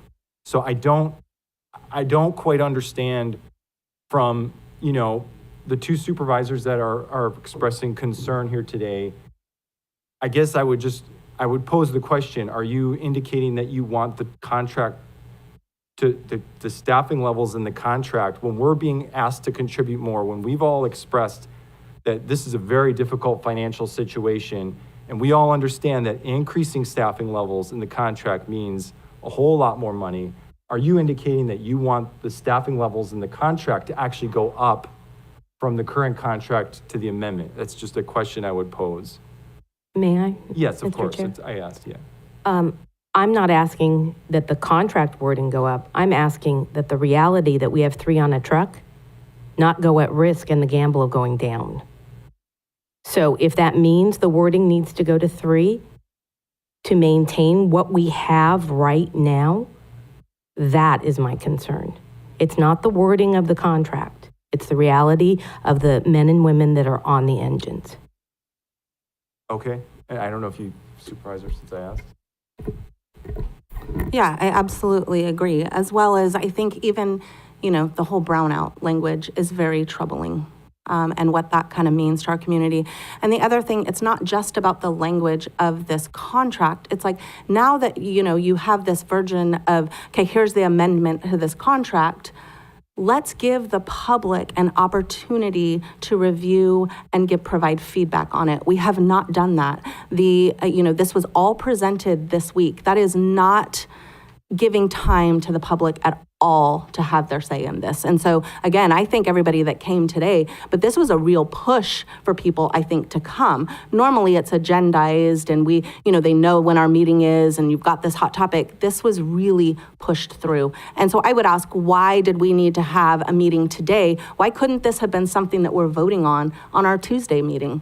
We've got a meeting this coming Tuesday. So I guess I would agree with Supervisor Curro on some of the language things, but the other thing for me that, is a real sticking point is I don't think we've been as transparent as we should in this process, and I think the public deserves an opportunity to review and discuss this with us. Thank you. Yeah. Chair, if I can. Let me continue. Or you want to go quickly or? Okay.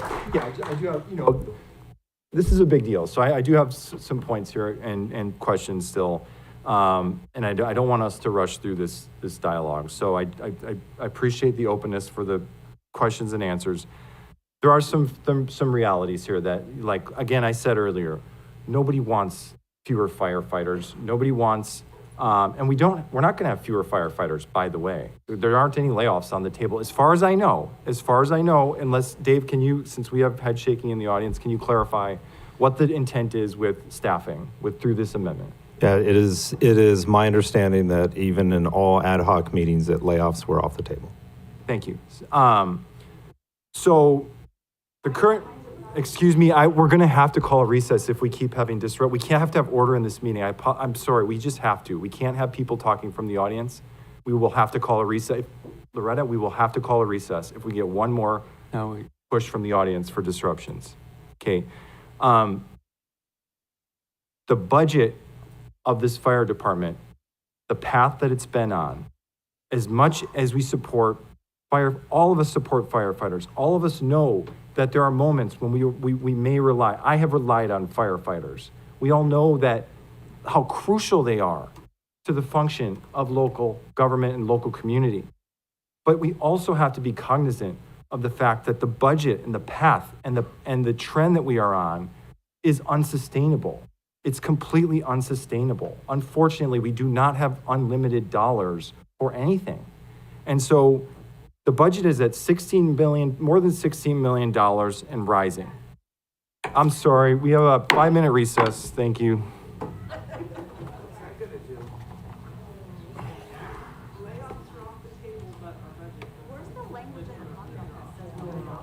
Recording stopped.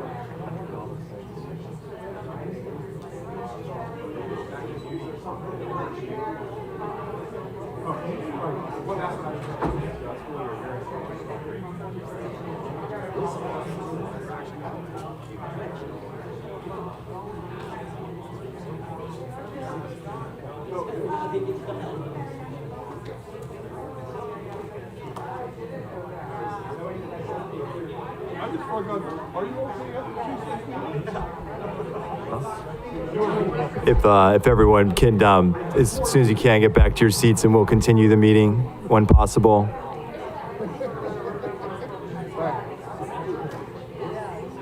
Recording in progress.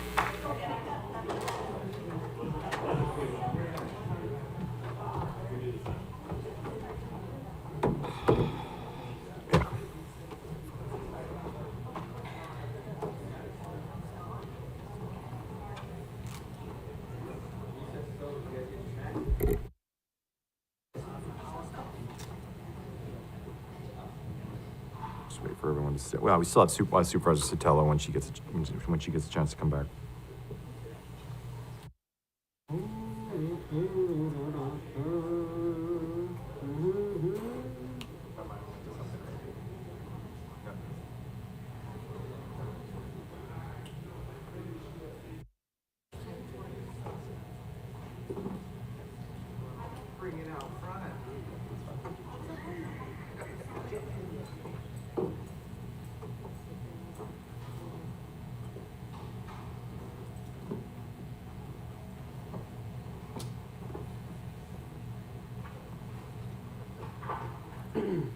Vanessa, when you're ready, are you ready? Vanessa, we're good? Okay, that's fine. We'll call the meeting back to order. Thank you, everybody. So I'll just continue. Again, I just want to reemphasize, I've been giving a lot of leeway with comments, and I think a lot of chairs probably would have cut the time back on this is an important issue, but it's standard operating procedure. We can't have disruptions from the audience, and when there's multiple disruptions and it's going on, it's the chair's duty to call a recess. It's in our board rules to calm things down and to come back and have an orderly meeting. So I appreciate it going forward. So just again, I was just talking about the budget. I think it's pretty well known that the budget it's become a big challenge. The city of Hollister, the county has very limited resources. We all know that. When it comes to all departments. But just going through this again, just the progression of how we got here, as has been mentioned, there were these multi-million-dollar SAFER grants that helped pay for staffing. And unfortunately with grants, and I don't know how it was communicated at the time, I assume it was known that if a grant runs out, you have to fill that gap somehow. And that would presumably come from the general fund, which means you're going to have to find the money to pay for those dollars that you had in the budget through the grants. Those grants ran out. They were a contributing factor to the ability for staffing to be at the 3 at the county in San Juan, and then I believe minimum staffing of 4 at stations 1 and 2, even though I know there's some issues right now that are basically there's shortages causing you to be at 3, but that's why we got to those levels, and those grants ran out, and we are a resource poor community. I mean, there are countless examples of this. Every time we have a budget, every time people, again, fire, I agree, fire is at the top. It should be at the top of priorities because it's life safety. But we do have other areas that we have to fund as a community, as a county, the city as well. We heard on Tuesday, the police department budget also is around the same dollar amount, and the city is struggling. They came to the county. There was the termination clause. I was open at the time. I agreed with the fire union. I thought it was not the right tactic to take.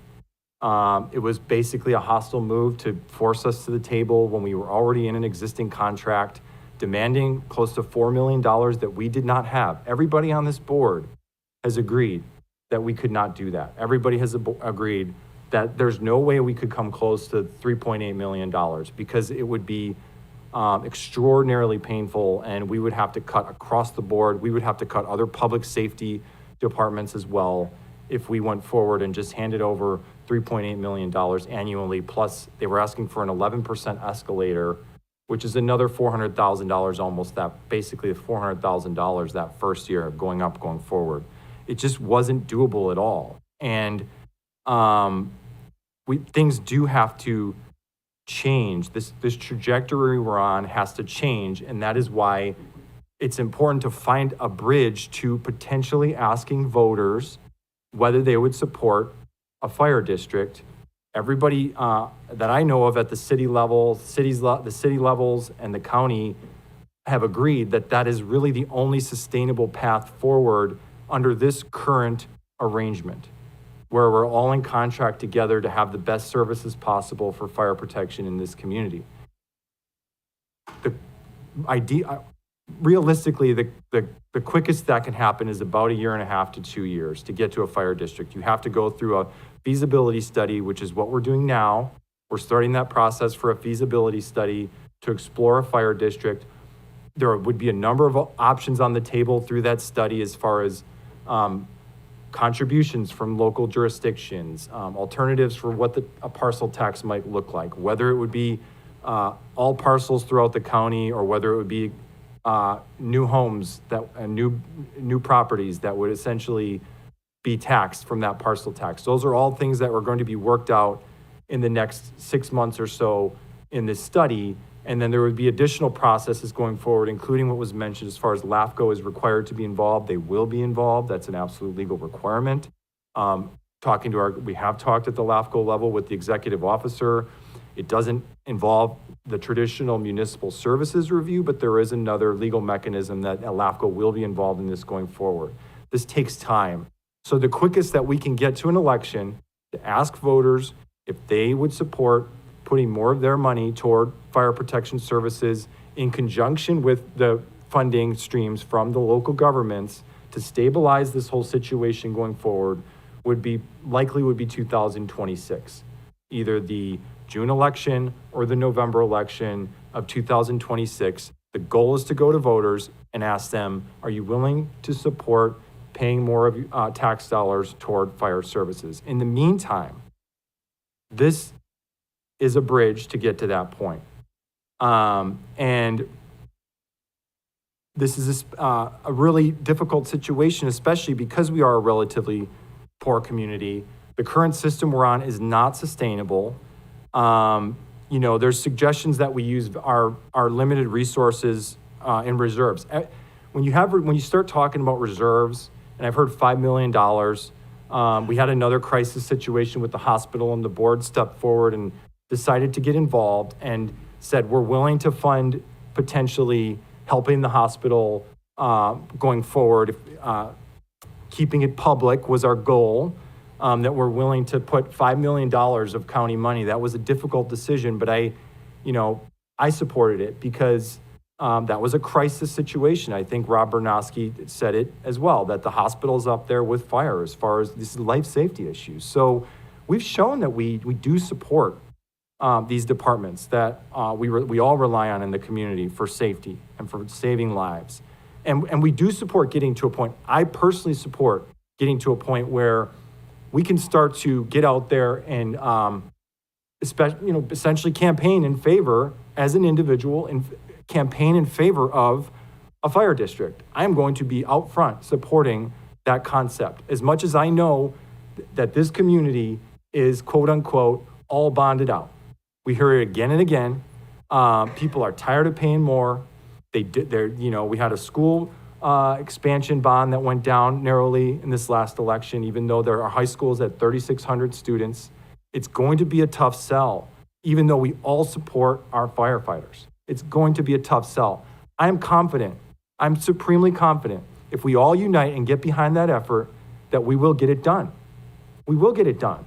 I'm confident in that. But in the meantime, as a county, we can only afford what we can afford. And if we put forward, let's just say $4 million, I'm telling you right now that that dollar amount is not just a temporary dollar amount.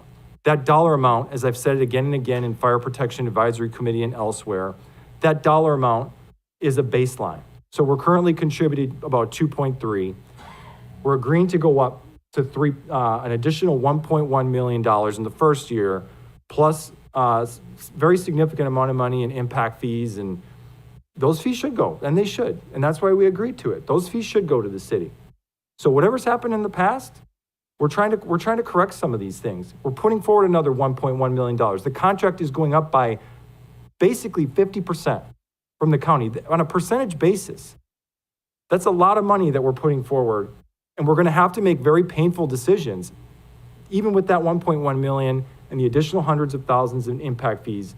We're going to have to make very challenging decisions in this next budget, very painful decisions.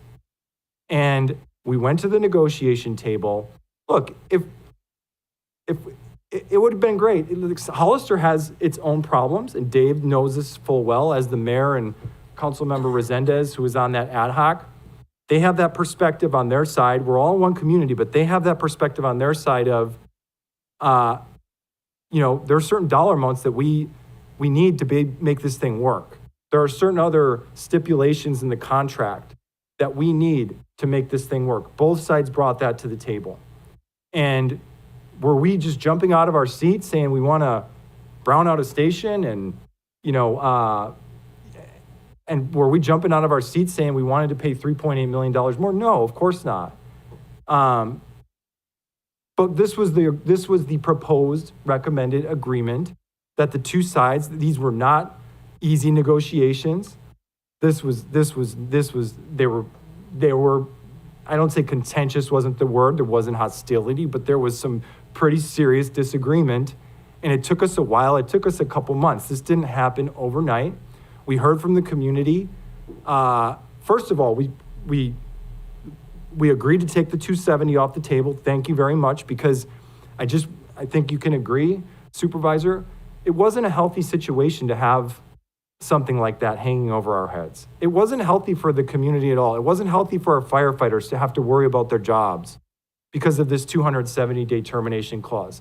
And the very first thing we did, and it was the direction of this entire board, was to get that 270-day clause off the table. And we did that. And I appreciate the city council, the new city council's willingness to do that. And going forward from there, we heard that we want to get this thing done. This is a point of anxiety for our community. We want to get a deal done. And this was our priority. We met on a regular basis. We brought this forward. So over $1 million, there's no change in the staffing. I know that there's concern and there's been a lot of conjecture. I know the union is concerned, understandably, about the current situation with 3 and potentially going back to 2. But the county contract is the county contract. The county contract it's always stated to, essentially for the airport.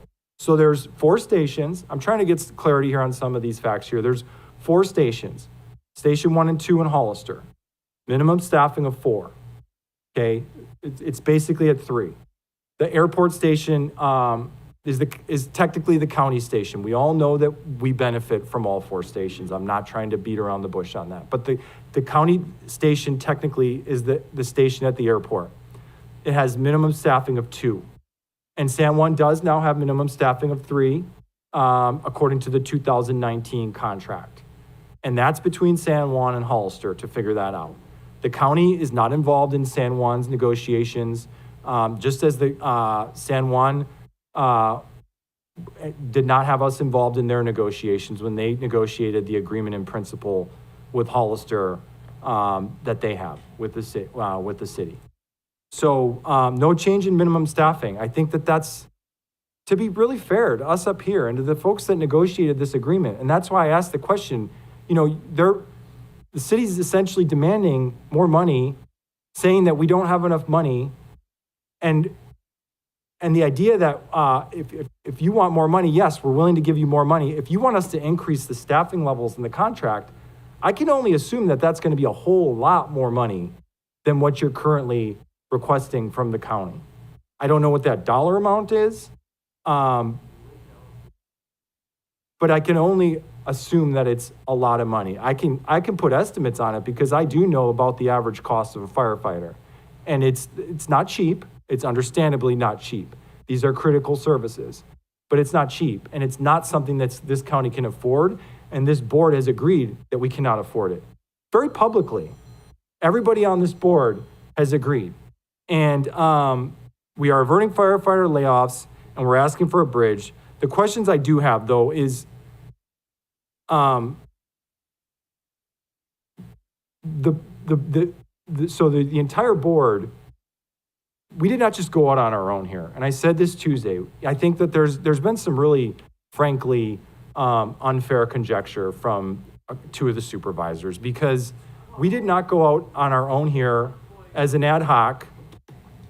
We did not go out on our own here and just negotiate an agreement. The entire board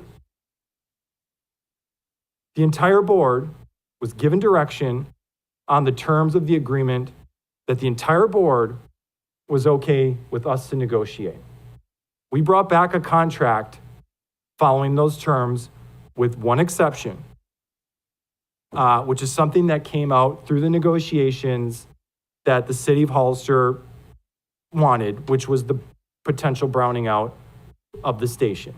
Other than that, everybody on this board gave directives and agreed to the terms. And the terms in the contract, as much as some people in this audience that have been cheering on the two others, the terms of the agreement are exactly what all 5 board members gave direction on.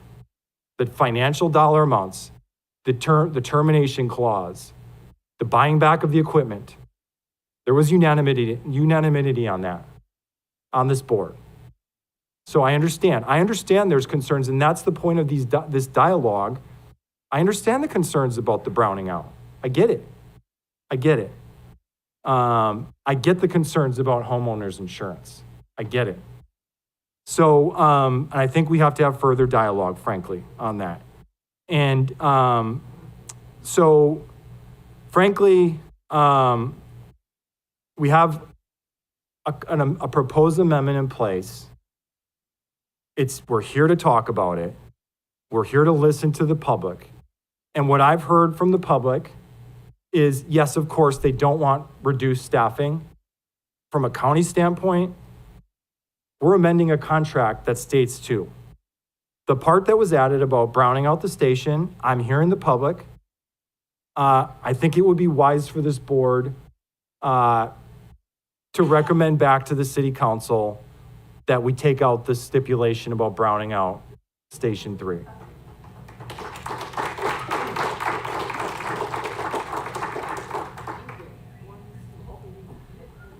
And that's all I have. Further questions and comments? Supervisor Curro? I'll try and be real quick, and I appreciate you making that proposal. I think that's a great first step. Supervisor Zanger, you made a comment that we don't have any other options. How do you know? You're not on the ad hoc. None of the other options were brought to this board. I don't know of any other options that were brought to this board. So how do you know there are no other options? Are you privy to something that we're not aware of? Just saying. Did we discuss, or did the ad hoc discuss, ever putting wording in the contract that ensured that there would be no layoffs and we would stay status quo right now? Regardless of the wording of minimum of 2, that the staffing levels and our firefighters would not be at risk of layoff? I'll give you a chance. Did we also have conversations with our mutual aid and auto aid agreement agencies to see the impact of what our decision by doing this would be on mutual aid, which is state, so I'm not going to worry about that as much as auto aid? Does it close doors of receiving aid? Please, you guys, I appreciate it, but you guys got to stop. I mean, you got to stop, okay? Why wouldn't we, Supervisor Ignacio Velasquez, why wouldn't we have a three-way negotiation when it's our community we're talking about, not just one jurisdiction, and each one of us impact each other's costs? San Juan Bautista, that station covers so much unincorporated area, it is crazy. I mean, between the Highway 101 and the accidents, and why wouldn't we want a three-way conversation, especially bringing also in our mutual aid partners? Didn't San Juan Bautista negotiate their contract and submit it to the city? Thank you, guys. And submit it to the city of Hollister, please. Sorry, I provoked that, I apologize. Didn't the San Juan Bautista negotiate a contract with the city of Hollister and do an amendment? And then in turn on Thursday, San Juan Bautista was handed a completely different amendment that they never were at the table to negotiate. So saying they already negotiated, I can't buy that after sitting through that city council meeting. Also, isn't it true that this cancellation of the 270-day notice did not get instigated by the former mayor? It was one single city council mayor that did that. And you can go back and look at the tapes. I don't have to tell you who it is. You all know who it is. And isn't that person also on the ad hoc knowing that they're negotiating on behalf of the entire city? We're gambling with not only lives, but we're gambling with the words that we don't have reinsurance in the wording that layoffs will not happen. If a clause was put in there to ensure that we do not have layoffs, I could get more behind this. That we don't have the brownout, I could get more behind this. The last thing. Didn't the wording state that we were retroacting the $400,000? Is that the correct wording? That we would be going back and retroacting? I mean, as far as technical language, David, what's it? The 400? The county would be paying the $1.1 million would be retroactive to 24-25, or the dollar amount. But I speak to both. Not including the, go ahead. So I'll speak to both. First, Okay. Supervisor Curro, what the $400,000 is the county, as does the city, collects impact fees when there's any development. There are fire impact fees that the county collects. The city has not received impact fees from the development in the county, yet we serve the county and have, respond out to the county in all the new developments. So as those buildings receive their building permits, they would have to pay those impact fees. So impact fees are generated from a nexus study. It's my understanding that you guys are going to be going through a process to re-examine your impact fees. That was one of the things that we had spoke about before. So we've been going through that process on some of our other fees as well. So what happens is we have a contract currently. We're amending it, so that contract still lives with an amendment. And what we're saying is that contract started January of 2019.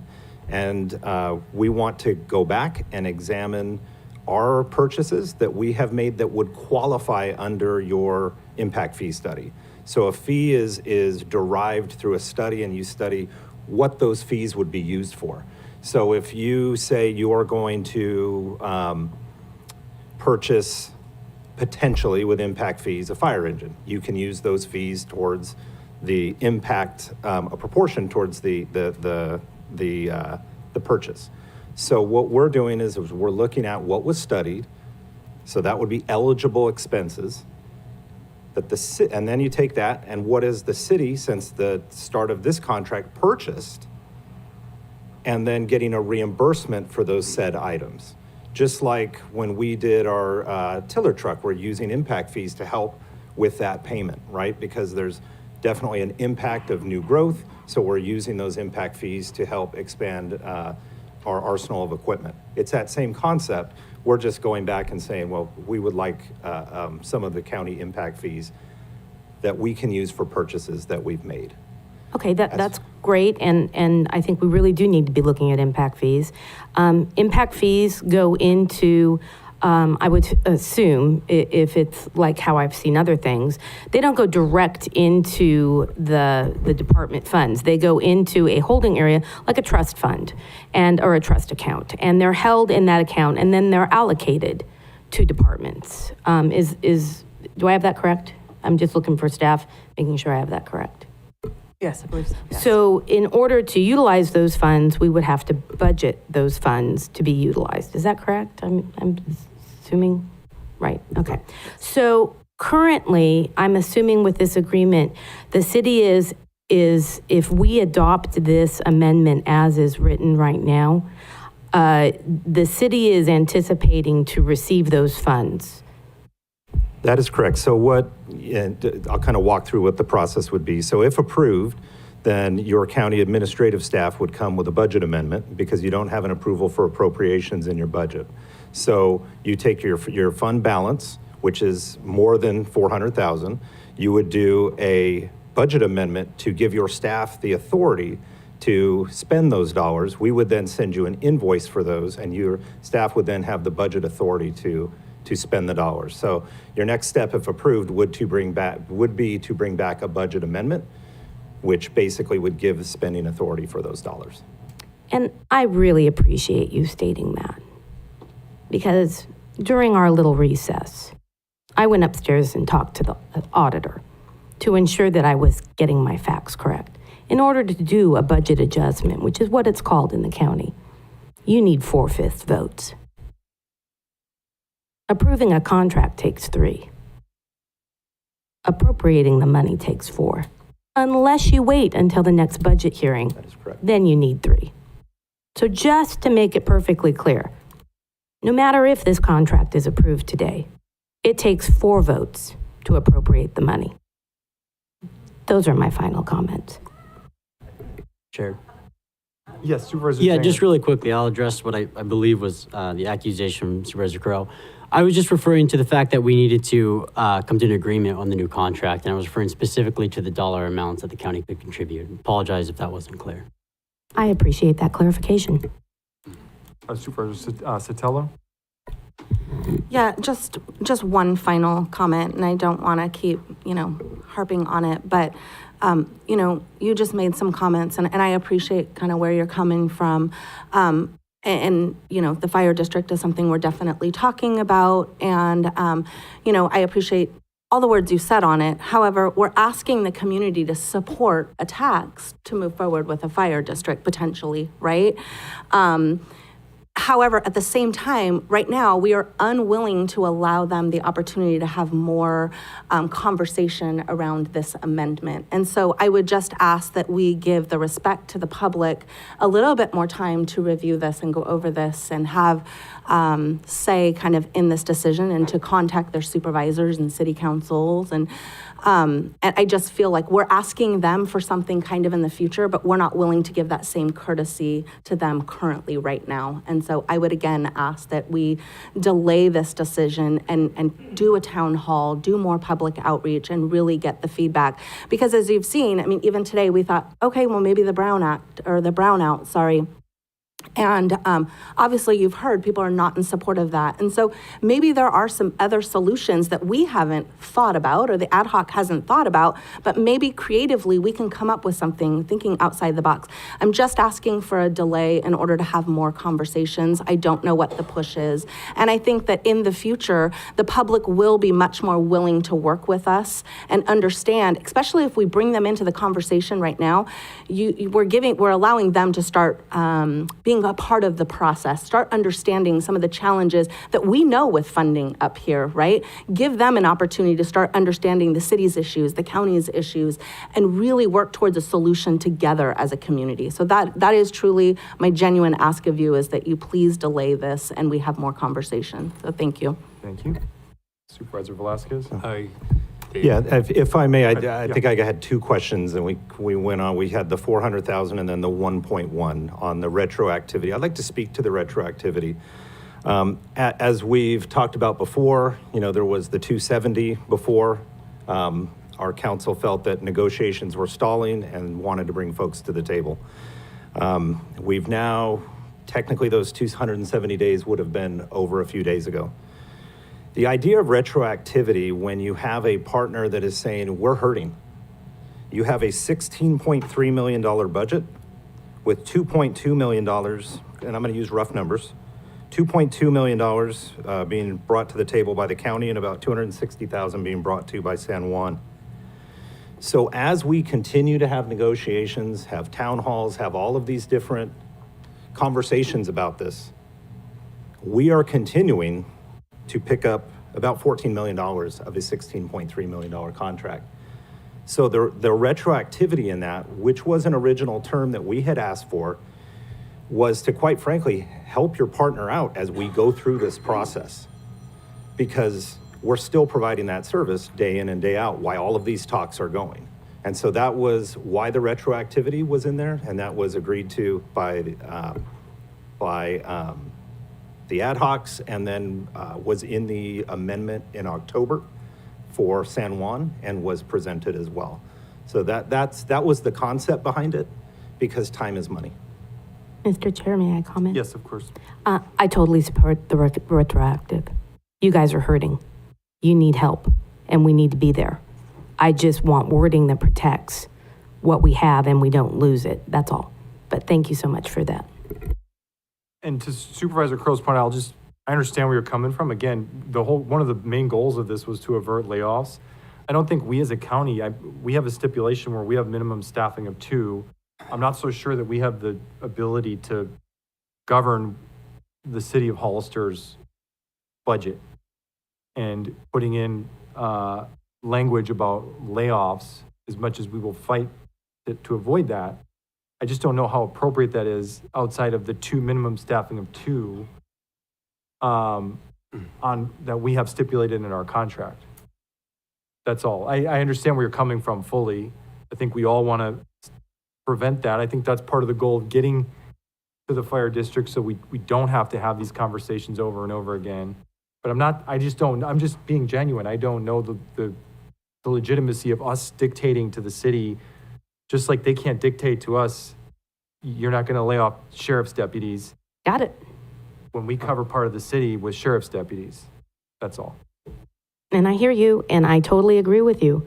But we need to have that conversation that we're reassuring that our if we only have control over what our contract says for Station 3, then we really need to look at wording that protects Station 3. If that's all we can do, now remember, we're collaborating. If the city of Hollister is going to do layoffs, we really need to start talking about it now. Because if we're not contributing enough to prevent layoffs, we have a bigger problem. As I've stated in our budget presentations, I'll be looking at a 10% expenditure reduction for the first proposal that goes forward and a 2.5% revenue reduction. The original proposal that we presented to you, that we had from the previous council, was to look at an assumption of what is the fair share of the services that are currently being provided at the time. And that was what was presented to you. Thank you. Supervisor Velasquez. Yeah, thank you, City Manager. Look, we shouldn't even be here. That 270 notice never should have went out because of the problems it brings. And the first I heard about that, I thought, this is an absolute disaster in the making. This shouldn't happen. Now, I do want to clarify, Supervisor, you made a mention it was brought by one council member. No, it was a decision by the City Council, which voted 4-1 to implement a 270. Now, when you do that, what you're doing is saying, basically, we don't know who we're going to lay off today, but people are going to go. Of course, everybody panics on that. It's the worst decision ever. Somebody mentioned earlier, the former mayor, myself, that I was against the contract. And I voted against that contract back when it was coming through because I said, look, guys, we need to make sure we're doing this right so we don't get ourselves into the problem like we had in 2012, 2013, when we had nothing. And we were getting deeper into the hole. And back then I said, the only way this works is by a partnership of everybody together. Can we do that? And the commitment was, yeah, we can. And we did. And it was very successful. But when that changes and the partners go different ways and one's dictating what's going on, we get ourselves into trouble. And at that time, I wasn't standing up for the city. I was actually standing up for the county and San Juan Bautista because I said, this is going to lead to trouble to you guys. I made that very clear. And here we are, having this discussion. And for years, I have made the same point too. We have to get ourselves to a district. It has to become a district. We cannot have one agency controlling all of this. And I'm going to give the city manager, the new city manager, credit. I think you've done a good job trying to pull this together because what happens is one agency gets into trouble and here we all are. And that's what happened. That is exactly what happened. Because when I pointed out the fault in this, I made it very clear. Understand that now the city of Hollister is responsible for this whole program, and we have to commit to it and not go back and try to cut once it goes south on us. It's ours to own. So I made that prediction very clear. And guess what? We were fine until about a year and a half ago when the new city council somehow took 15 million of reserves and a budget that was balanced, spent it all, and got themselves into financial... From the audience, no, I'm going to please, finish. no disruptions. I'm going to make sure we're clear on this. And got themselves into financial trouble. Now, should the county put more in? Yeah. And that's what we did. We didn't go into negotiations about how do we cut firefighters? How do we lay them off? How do we change this? How do we change truck route? That was not the conversation. The conversation is, what does the contract say? How much are we paying? How much more can we afford? That was a conversation. And that conversation took place because this entire board, all five, gave the direction to do exactly what we did. Wasn't 3, wasn't 4, all 5. The direction was, can we get this done and get it done quick so we can all move on? And do it right and make sure it's fair. Guess what came back? Something that hurts financially, but was fair. And again, I'm going to thank the new mayor, Roxanne Stevens, Roland Resendez, and the new council. Please, from the audience, because that's no what disruptions. happened after a lot of negotiations. So we're here now. Please, no disruptions. Some might not like hearing it, but it's the truth. So we're not here to tell the city what to do. We're here to say, look, we added 1.1 million. We trust in what you're doing. What changes can we make? A mention was made of taking the brown out of the contract. You know, it's fair enough. But to try to tell the city how to run the city, I'm not going to go there. Thank you. Thank you. Any further comments, questions? So where we're at, we have a recommendation. We have a recommendation on the agenda, and as I stated earlier, I would recommend that we recommend or that we urge the city council to consider removing the browning out stipulation in the contract for Station 3, which is the county station at the airport. That's generally the recommendation. I heard Supervisor Sotelo talking town halls. I obviously appreciate getting additional input. From what I'm hearing, though, the browning out is the primary issue from a contractual standpoint, because the two staffing, that's been the staffing, and it would just basically, if you want us to increase the staffing in the contract, I can't speak for the city, but when I was in the negotiations, it's going to be a lot more than $1.1 million and hundreds of thousands of dollars more than that. So that's my recommendation, is to take this recommended agreement back to the council. Are you meeting tomorrow, by the way? What is the situation there? So as we stated at the San Juan meeting, we had a meeting scheduled for tomorrow, a special meeting at 6:30. And based on the recommendations and the action taken this evening, we'll go back and prepare a report and post that. It has been on our webpage. I just don't have, without meeting with you guys, I don't have enough to write the staff report. So after this, we'd write the staff report, upload that, and have a meeting tomorrow evening where we'd bring back the recommendations from the Board of Supervisors as well as San Juan Bautista, and present those back to the City Council for discussion. So I would recommend taking what's here, removing the browning out language from a county standpoint, and taking it to that recommendation to the City Council for consideration and further dialogue, frankly, from the community. And if the Hollister City Council has issues with that, we go back to the table. If the City Council wants additional input from the community, because the county contract is the same except for the browning out and the additional dollar amounts, which is really what we can afford. If the City Council wants more conversation, I'd be glad to take part in town halls, whatever it takes to hear it out, to get this thing right. But for now, that would be my recommendation, is to take this back to the City Council, removing the browning out stipulation, including the current contract with the additional $1.1 million and the other financial terms, the additional financial contributions from the county. And if I can entertain a motion. Yeah, moved as stated. Supervisor Zanger, we have a motion on the table. I'll second. We have a second. All those in favor, roll call vote. Supervisor Kuzmicki? Yes. Supervisor Zanger? Yes. Supervisor Sotelo? No. Supervisor Curro? No. Supervisor Velasquez? Yes. 3-2 vote, motion passes. Thank you. Thank you very much, everybody.